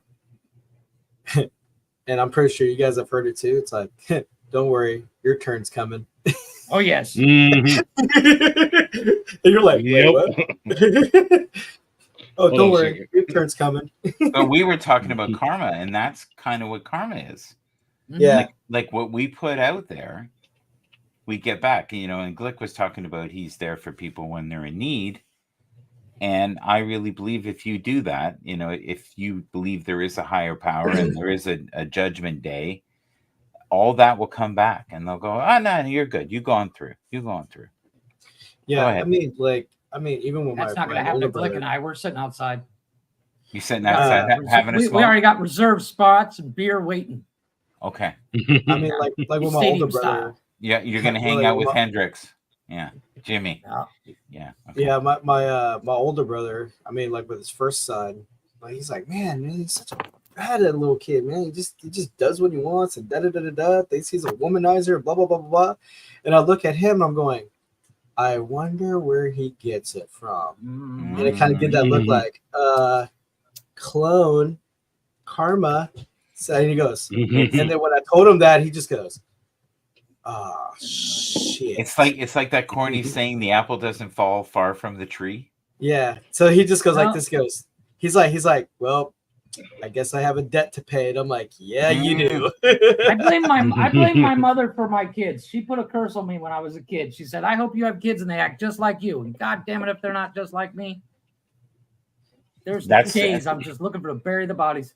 But that's genetics, isn't it? Really? No, it's because I was an asshole as a kid. Genetics. Yeah. He was an Shut up, asshole. Chris. Nobody asked. I want your opinion. I'll give it to you. Still are, my friend. You still are. I hate to break the news. No, to it's you, but in my younger days, and this is something I've mentioned before. When you're younger, in your teens and 20s, no one can tell you anything. I know what I'm doing. And then right around 30, 35, you wake up one day and go, I don't know fucking shit. It's funny And you you say. can't tell anybody that Yeah. until they hit that point. But the thing is, the more you know, the more you realize you know nothing. As you acquire knowledge, you realize you know very little. And there are insanely bright people. Like if they sent us all back in time, right? And went, yeah, we have these things that are like microwaves. Can you build one? Nope. No. Can we have these things that are like a toaster? Could you build one? I don't. Maybe I don't know. Right. I could maybe reproduce the wheel. Is that going to help? I can build a car. I mean, I had the part. yeah. No, I know like when we all hit it. Well, like when I hit 32 songs came to mind. Well, one song came to mind when I hit 30, and that was like that Tim McGraw in my next 30 years. Mm-hmm. Well, That that's a song good popped song. up. That's a good And song. then when I turned 40, then that whole Toby Keith, I ain't as good as I once was. Was. Yeah. Yeah. I used to be That hell song on has like, way deeper meaning. I know. Every day. Because I'm like, damn, I can like talk shit and back it up. Now I can just like talk shit, be like, hey man, I'm an old man, dude. You know what? I got one fight left in for me, and I'm waiting for somebody Yeah. to cut in front of me for a Burger King or something. Then I'll use that. Yeah. But until Oh, then- you took the last cheeseburger, motherfucker. Yeah. Now. Brian, I hope you have kids because I think you'll be a great dad. I think you have a really sensitive side, and I think you'd be a good. You got to get the right woman though. That's the problem. Well, Yeah. The problem with Brian having kids, they will be as big as round as they are tall. Because this motherfucker barbecues like you fucking read about. If I lived next to Brian, I would be 400 pounds tomorrow. Same with Of, Blake. of heavenly joy. Yeah. Oh yeah. I'd be happy as a pig and shit. Don't get me wrong. But I'd be a fat motherfucker. They would find excuses to like say, honey, I gotta step out. Brian's grilling. Yeah. I'll be Like, back. oh, I'll be I back. gotta go, I'll Brian. be back tomorrow. Brian lit the grill. I'll be back after I get out of my meat coma. I have to Good go thing you walk live my up there. dogs, guys. So are you okay with being alone for a while? You're gonna wrap this up soon, or Yeah, I'm probably going to wrap this up here in about 15. Well, I'm going to wrap myself up in about 15 minutes because I'm still trying to recover from a long Yeah. weekend. yeah? Not because Yeah, I drank too. I'm doing laundry It and was I'm a backing long up because I weekend hit for the you. road. I hit the road back to New Mexico tomorrow. Do you? Yeah, I was gonna say you drive out tomorrow, right? Yep, tomorrow morning. Ugh, Uh, gross. So is Connor on a tour now? Like, is he joined a boy band? I don't know what he's doing. I think he's still trying to put his kids to bed. Oh, As he said, she was Well, cranky, and he said he was earlier on. He was saying he was giving her a bottle. yeah. Connor is our very own version of Joe Biden. He very well could be lost in his house somewhere right now, to be 100% honest with you. Well, with all He those could Fell be down stairs, the he probably stairs fell again. down 'em. Yeah, I I probably wanna- fell down the stairs again. Happy? Are you happy right now? Are you in a happy place? Yes. Happy? Okay. Yes, God damn it. You look like you're flying the friendly skies. I'm doing good, and I really appreciate this evening Did ya? and speaking. I like when you speak. Your stuff is potent. You. I know. We have a fun panel here tonight. He's like Silent Bob. Untrackable's kind of becoming a mainstay. He pops up on Mondays. He pops up on Saturdays. He comes and hangs out with us. Yeah, we like seeing him popping in and out. How about Brian? Are you okay with Brian popping in and out? I love when Brian pops in. He popped in on Friday, and we had a blast. Yeah. I mean, he's all right, I guess. Now, Brian knows he's got an open door here anytime. He can cut. Brian is one of the very few people that are not a part of this network that can come into any of the show any day of the week without question. Yeah. I would say that if you're going to ask me about me, I would say there is not one bit about me that matters a damn thing if it wasn't for the people that I listen to as well. So when you guys put this together, it means a whole lot to a whole lot of people. Well, and I Yeah, think that was funny. the plan when Connor and Glick did this Monday night thing. You know, for the longest time when we started the network, we were doing the same thing 3 nights a week. And Monday nights were just not my night because normally I work until about 9 o'clock. Right. And by the time I get done, I'm like, fuck, I don't want to get on the fucking show. I literally just been on the phone all day. I just saw Connor. Did you? Yeah. And when they turned it over to the mental health thing, I would put it on while working, put it on in the background. And the one thing I've noticed, and I hate to give them props like this because I'll hear about it. I'm the greatest. That it helps. It's yeah. See, yeah. Perfect example. It's my show. Yeah. This is Connor's show. Apparently, I'm just driving the boat tonight. I don't know. Well, it's one of those things. It's like, once Connor gets 100% settled with everything, this will be his show all the time. Yay. And in that handoff is taking a little bit long time, but shit takes time in general. And that's with every show on the network. Everything, it's not instantaneous as much as we would love to say it is. It takes time. It's my show. Jeff. Yeah. But that what you're saying right there is success, right? Anybody who's had success in anything, it's taken 5 to 10 years. Yeah. There's that quotient. If you get something like 10,000 hours, then you can be considered someone who's an expert.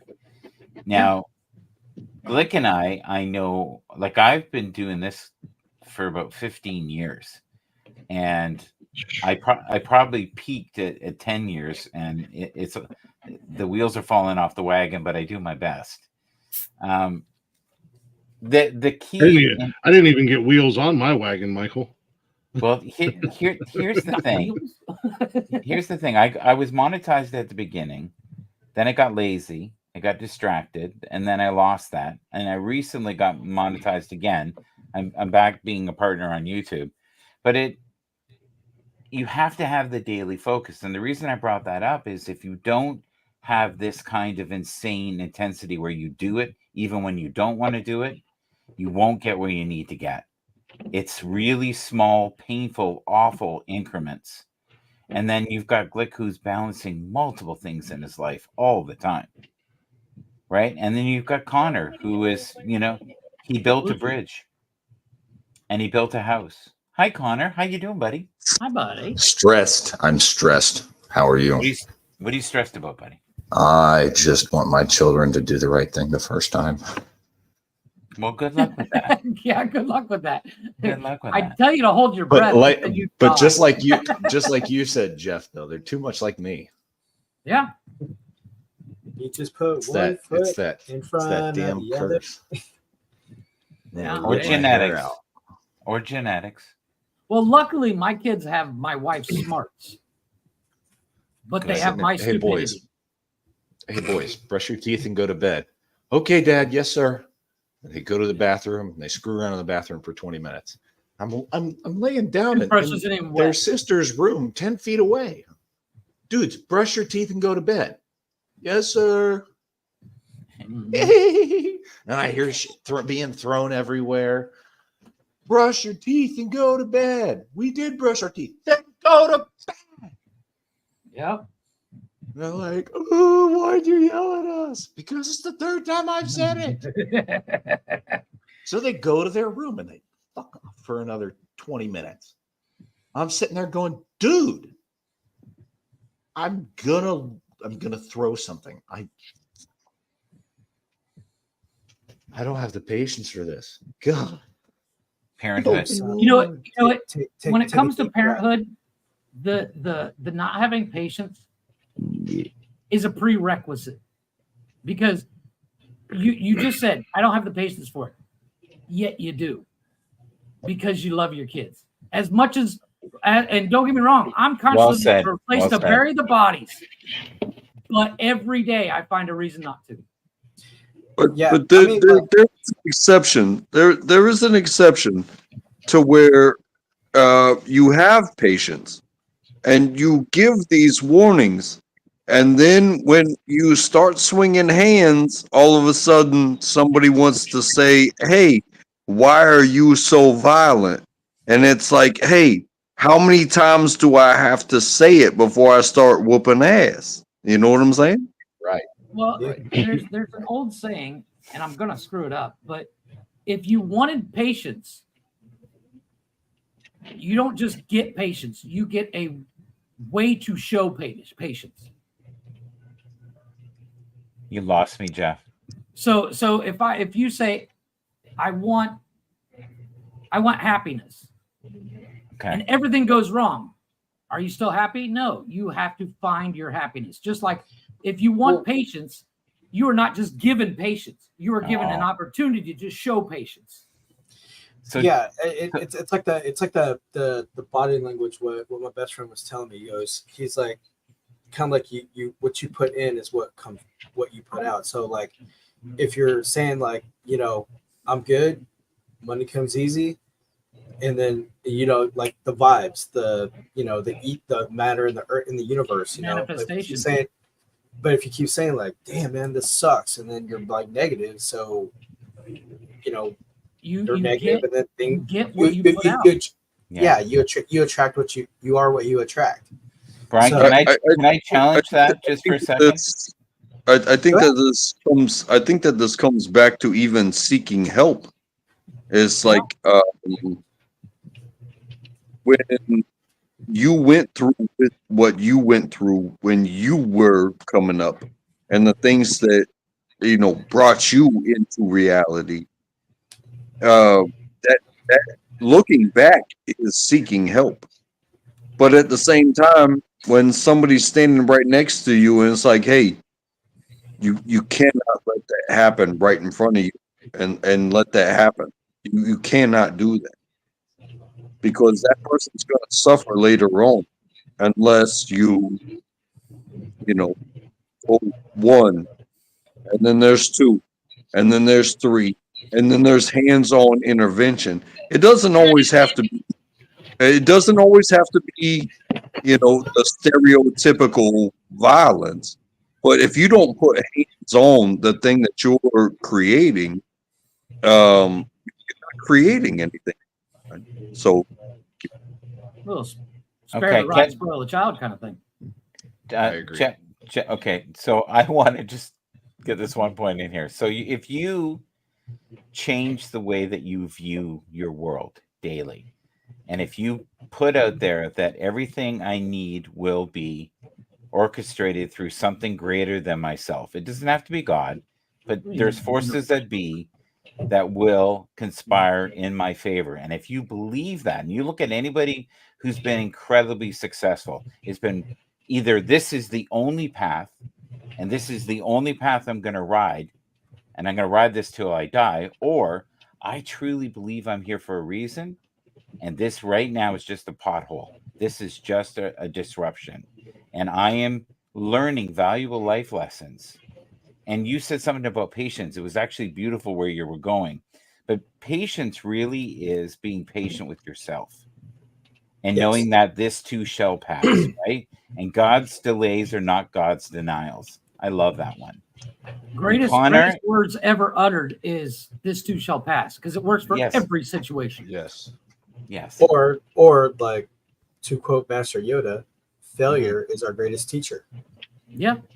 Yes. This too shall pass, just like know, gas. When Thomas Edison built the light bulb, they said, what was it like to, well, I forget the quote. It was somebody asked him, how did you deal with all the failure that you went through to get to the light bulb? And he says, I didn't fail. I learned 450 ways not to make a fucking light bulb. Yep. Yeah. Yeah. And That it's the believing in something other than yourself is, whether it be religion, whether it be the universe, whatever it may be, it has a lot to do with your I can't think of the word I'm looking for. Your mental state during that time of those hard times. Like you were saying, if you believe that you're meant for something greater and this is just a pothole, you have to keep that mental state through everything, Right. the good and the bad. But Jeff, that's mental toughness. You're developing grit within yourself. Yeah.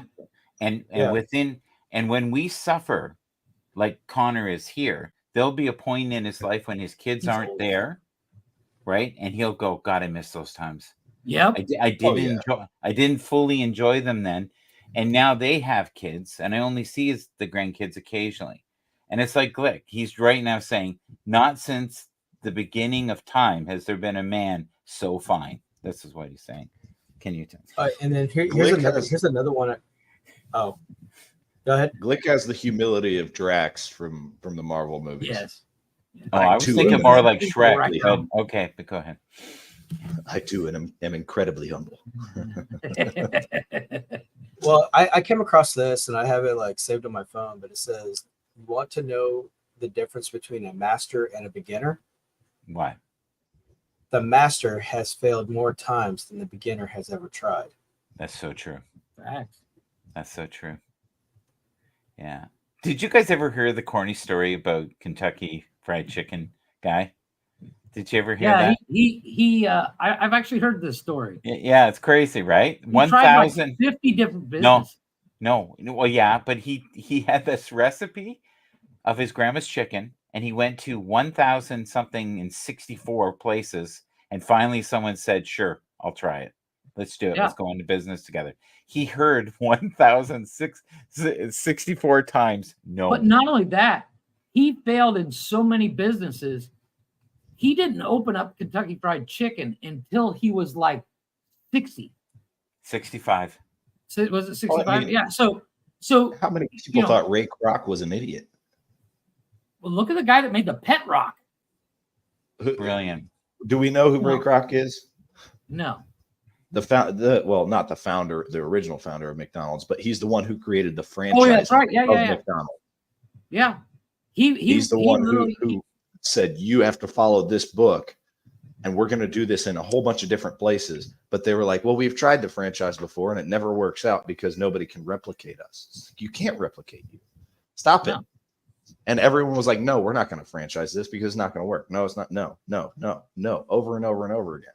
I mean, how many times did Henry Ford file for bankruptcy before he created the Ford Motor Company?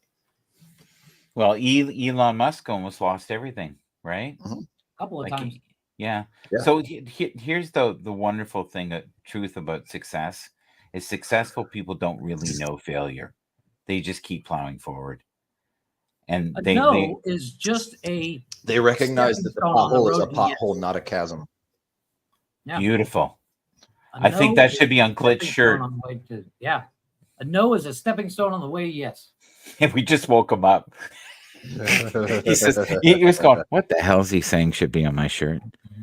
And also too, I came out. He and heard also, his too, I came name and across his ears this. Like to quote Bruce Lee, "I'm not afraid of a man who does 10,000 kicks. I'm afraid of a man who does that one kick 10,000 times." Yes. Yeah. There's that magic number we talked about, right? Mastery. Yeah. Beat water, my Yeah. friend. Yeah. But all right, guys, I gotta go ahead and call it. I gotta finish packing, and I Me got too. laundry going. And Yep, Yeah, we I'm just gonna- hit 2 hours. I feel horrible. I just missed like an hour of this Yeah. show. Typical Monday. Typical Well, Monday. You show up late, Oh, you leave, and suck then come a back. fat chode. I shouldn't have said that, but No, I'm but glad but at that the I end of the did. day, as Michael was saying, in 15 years when your kids are getting ready to head out the house, you'll be happy that the one time you missed the show to go spend time with them. Yeah, Yeah. Yep. Yeah. 100%. don't blink. Oh, You know fuck, what? that song makes me I cry. used to look at And my the kids when cat's they in the cradle and a silver spoon. Sorry. Little boy blue and the man in the moon. Connor, That when song when will your make when you your cry, I kids don't are care who you are. sleeping, when your kids are sleeping, don't you look at them and think they're the most beautiful creations. When they're Yeah, asleep. until they wake up. Yeah, when they're asleep, yes. When they're asleep, you go, oh my god, they do sleep. Yep. And then you And then you're like, slowly this- tiptoe out of the yeah, room, and you hoping go- not to wake their little badass. I've had many a moment, especially Jeff's been in the military as well. You leave for a certain period of time, and you realize how much shit that you just missed, Mhm. and you come home and you're like, oh my god, I've missed you. And for like a week, it's all romantic. It's amazing. It's great. And then you're like, oh my, you're back to being stuck in this possible. Kids are so hard. And I'm sitting here and I'm like, God, this is so stressful. This is a pain in my ass. I love can't my tell you children how many to times death, when I but finally I got my wanted to kids to shake sleep. my oldest son I when he can't was a tell baby. you how many times I've finally gotten my kids to sleep, and I come back down to get a little work done on the computer, and I get about halfway down the stairs, and I just stop, sit down the stairs, and light a cigarette, and just sit there and smoke it, going, "Fuck!" Yeah. Yeah, I mean, But there I was, wouldn't like, one trade a time- minute of it. Yeah, there's like one time my older brother like was going, he was roughing it, man, and then he called me up and said, "Hey, man, meet me in Galveston." I'm like, "All right, cool." So we go there and we're having a few beers, but he was just like letting it all out, and I'm just going, "Oh, okay, it's all good, man. You're good, you're good." And then next thing you know, it's like, "All right, Mike, take care." Yeah, we'll take care, Mike. But then he was just like talking about like, man, it's like this, because my brother has like multiple kids, so then he's like, yeah, man, they're just this, and he goes, and then he goes, man, I don't know how mom and dad do it, and I just went, oh, you know how they did it, and then he just like looked and just goes, right, because my dad's a veteran, my dad was an Air Force MP, and then my mom being from a third world country that takes like, that my mom lived around that FAFO. No, chopsticks and whatever's in arm's reach my mom uses. So, Yeah. and he just goes, that's when it's like light bulb went off. He just goes, that's it. Sometimes you I'm just like, gotta drop what? the hammer. And I'm like, what? He goes, that's it. That's the secret to parenting. You treat your kids like inmates. That Yes, because they And you are. go- They're worse than inmates. Inmates are Yeah, cleaner but- and they but- care more. But it's no, fun- here's the kicker. no, because ever since we had that talk, he like I mean, that house was like boot camp. And then whenever I would go help watch, like I would help babysit, and the moment they get out of route, they're like, "Hey, calm down." Like, "Oh, whatever. Whatever, Tia. Whatever, Tia." And I'm like, "Whatever." And then all of a sudden, I'll just do this. I'm like, "Oh, whatever, huh?" And then all of a sudden, I go to his name and I have it like I'm about to Your press the dad. detonator. And I'm like, I was like, "I got your daddy right here." I was like, "I'll call it right now." They're like, "No, you wouldn't call dad." I'm like, "Try me. I'll press this button right now." Like, I'm like, "Yeah, I'm about to press the detonator, kid. Come on." I will Sometimes call you have to put the hammer down, but I also don't want to be that dad who, when they grow Agreed. up, they're talking about me on their mental health podcast about how they have childhood. Like as a trauma child who used to from their get parents. like every time I did something It's a wrong, circle. It's a my circle. dad broke a cutting board over my ass when I was a kid. I don't want to be that guy. But there's times where it's like, you know what? I've asked 400 times and I'm not going to ask for 401. And you know, it comes down to sometimes you just got to drop the hammer. And as much as I don't like to, sometimes it just needs to be done. Indeed. Well, gentlemen, I Cookie think Poo. that this show has run its course. We've tonight, got yeah. gentlemen leaving. I'll be honest. When it comes to intros and outros, I am not the man with a plan. Jeff, you've done it a time or two more than me. Why don't you run it? Glick, Just say, do you haven't. you need me to your do- microphone's been having a seizure. Are you So, sure you can do this? Outro song, My- Hakuna Matata. my mic has been muted for a while now, and it's been fine ever since you left. Oh, sweet. So that was the problem. I like it. Right now. All right. No, Well, Mike sent a message. He had to go walk his dog. Yeah. Glick, one favor. Tell Nikki, awesome win last night. Brian said awesome win last night. She gave me a thumbs up. You know, Oh, yeah, Brian did that. Al, real quick, we were playing each other in fantasy football this week, and I felt horrible because I told her not to put Russ in. However, I will say this: they were making fun of her for being a homer because she's got a bunch of Steelers players on her team. The three, would you have 3 guys in? Yeah. The 3 guys she had in scored more points than the other 6 players on her bench. Like she was sitting at like 30 points before that game last night. And then the 3 Steelers players she had in put over 40 points in, or almost 50 points in. Had she put Russ in last night, she would have damn near caught. She still would have lost in the long run, but she would have caught up to me just based off of 4 Pittsburgh Steelers players last night. I mean, Brian and I are in the Set me middle up of a for barn failure. burner right now. I'm winning. Yeah, so are Derek. You're on a bye week, Jeff. So are Derek and I, but That we'll means talk I'm about winning. that Wednesday. We'll talk about that Wednesday night when we do our fantasy football. Yeah, you're I'm ahead playing. for now. Yeah, I'm only ahead by like 12 points, and you're in the middle of 2 games. So, cross I'll- I my I'll- stopped fingers. paying I'll- attention. All I have is Lamar Jackson and Derrick Henry. So yeah, we're like about to come to halftime. Yeah. Yeah, but it's only a 12-point lead. That's not that hard to make up with a quarterback and a running back. It's not that hard. No, not at the end of the day. Play a game. Listen, I've lost 2 in a row. I don't want to lose another. Let's break this losing streak right now. Yeah. I'm sorry. We'll wrap this up. I gotta go. I'm out yeah, of gas. I My got tank is fish empty. packing. But thank you guys for listening. Thank you guys for hanging out. Everybody on the panel tonight, appreciate y'all being here. You're welcome. Unbreakable said right as he was leaving, just talking it out means so much. So I love that he's coming up here regularly on Mondays. Obviously, he adds to the conversation. Maybe we're helping him get through some stuff right now, which is the point of the show. If you guys are not already, go ahead and check us out. We are everywhere: Facebook, Instagram, X, and TikTok. Shows live Sunday through Monday on YouTube. The Chatters box is always open, so you guys can get in and partake in the conversation. If you don't want to come up on our open panel shows, you can at least chat in the Chatters box, and you can listen anytime, any place, wherever you listen to podcasts at, all at the Nonsensical Network, or simply go to bio.link/Nonsensical Network. All them links are there, including the links to our merch store. It is getting chilly out, ladies and gentlemen. So Buy those hoodies. We got hoodies to keep you warm. And guys, if you buy one hoodie, get a second hoodie because you know your girl's going to steal it. I was going to say, yeah, somebody's going to steal it. Yeah. We should do a promo code where you get a discount on a second hoodie. Yeah, buy one hoodie, get another one.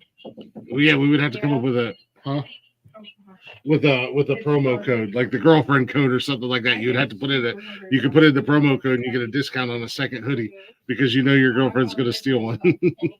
But yeah, we got all that going on. Promo code shows, yeah.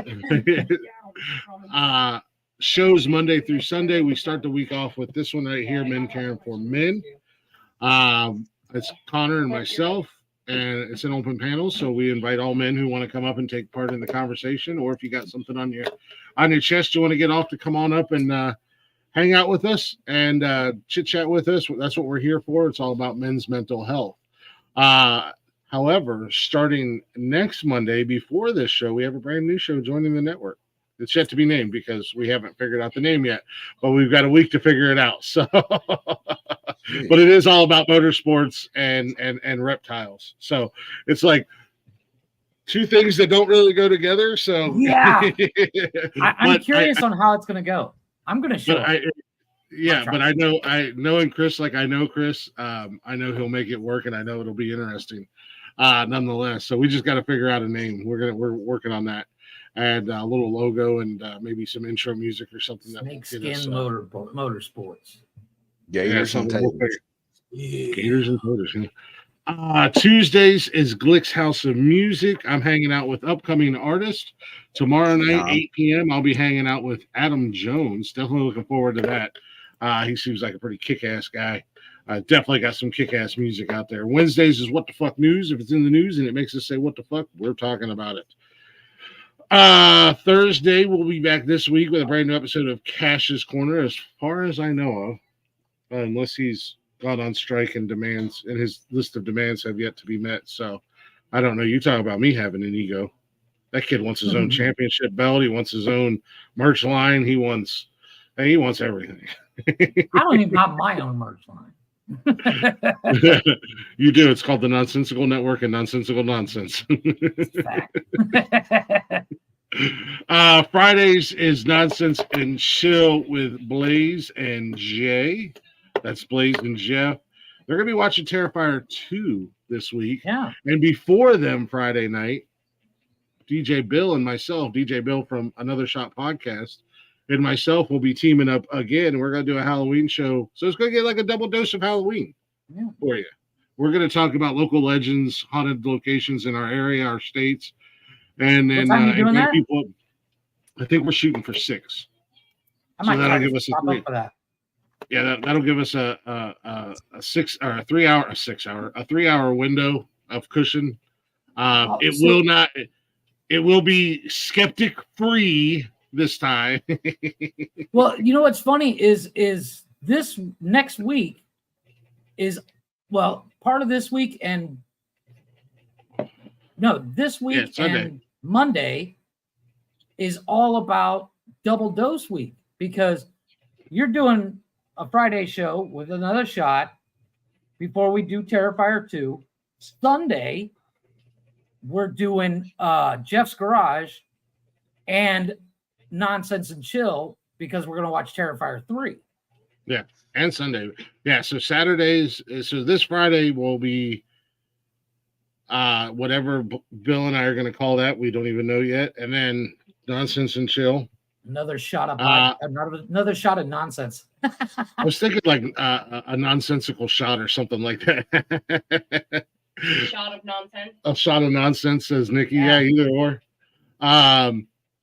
But and like I said, that'll be local hauntings and stuff like that. And then we're going to invite people up that want to share their personal experiences with the paranormal as well as share our own.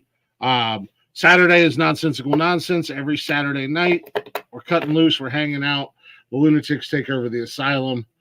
And we do that open door challenge. We drop that link and challenge y'all to come out and hang out with us if you're brave enough. And then Sundays is not Unnecessary Roughness. It is your kickoff to kickoff. We're hanging out. We're making our picks and predictions when it comes to foosball, the NFL, and all that fun jazz. And I can't wait for Sunday because I got a lot I want to say about what happened this past Sunday. Especially, I ain't mad at Cleveland Browns fans. And the rest of the world can be mad at him. I'm not mad at him. Boo that piece of shit. Cheer his piece of shit ass off our fucking field. We're glad he tore his fucking Achilles. And that's what I was calling you about. I watched that injury. That looked horrible. No. Like that's what I called about. Like, because they're gonna go with I think the quarterback from the practice squad has been promoted now. I think J-Mo is starting next week. I don't know. We'll figure it out. At this point, you can put Jeff in. It'll be better than Deshaun Watson. And then also too, Myles Garrett's getting scouted for a trade. He ain't going anywhere. He already came out the other day and said that it's speculations of the fire sale. He ain't going anywhere. He's staying right in Cleveland. Oh, okay. Do I have Deshaun Watson on my team? Yeah, you did. You should Not probably for get rid long. of him. I'm gonna get rid of him. So, and then every once in a while, Jeff's Garage is on Sundays as well. So check it out, man. There's lots of shows and lots of options. You're bound to find something you like. We do appreciate y'all listening. Appreciate y'all being here tonight. Here is a little something I like to call an outro song. I just don't know what I was going to play.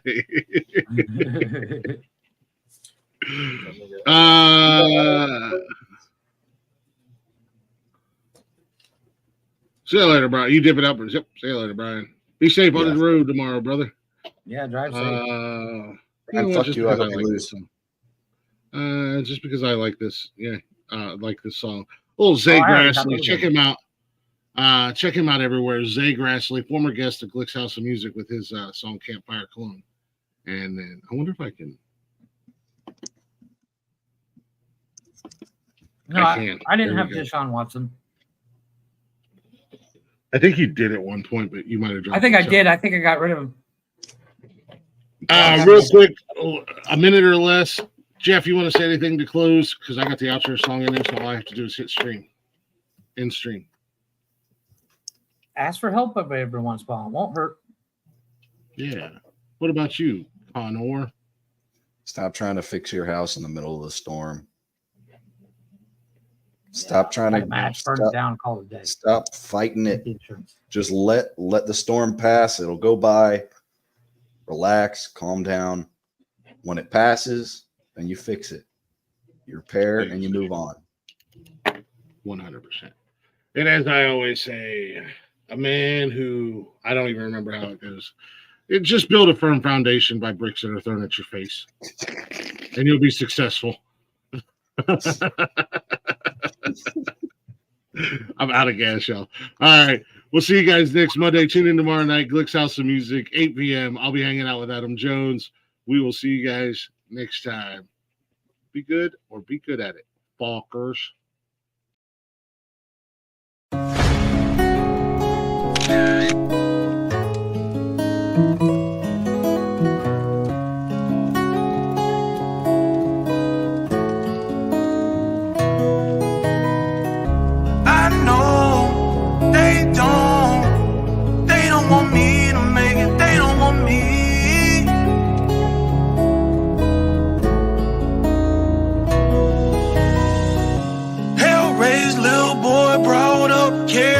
Making noise, everybody stomping around. Hallelujah, jump for joy. This is just the Southern way. Mason shine jars filled up with that Southern grape. Oh, I've been down this road before. Oh, I don't know which way to go. Don't get confused, little boy. They'll use you up. They callin' love, they'll misplace your trust. Long dirt road.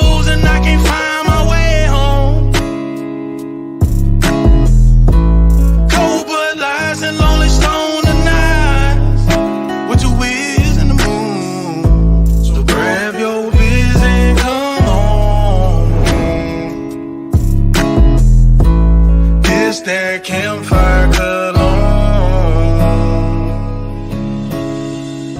I know they don't want me to make it. They don't want me. They don't want me. They don't want me to make it. They don't want me to make it. I know they don't want me to make it. They don't want me. They don't want me. They don't want me to make it. They don't want me to make it. Don't get confused, little boy. They'll use you up. This thing they callin' love, they'll misplace your trust. Long dirt roads and I can't find my way home. Cold Bud Lights and Lonely Stone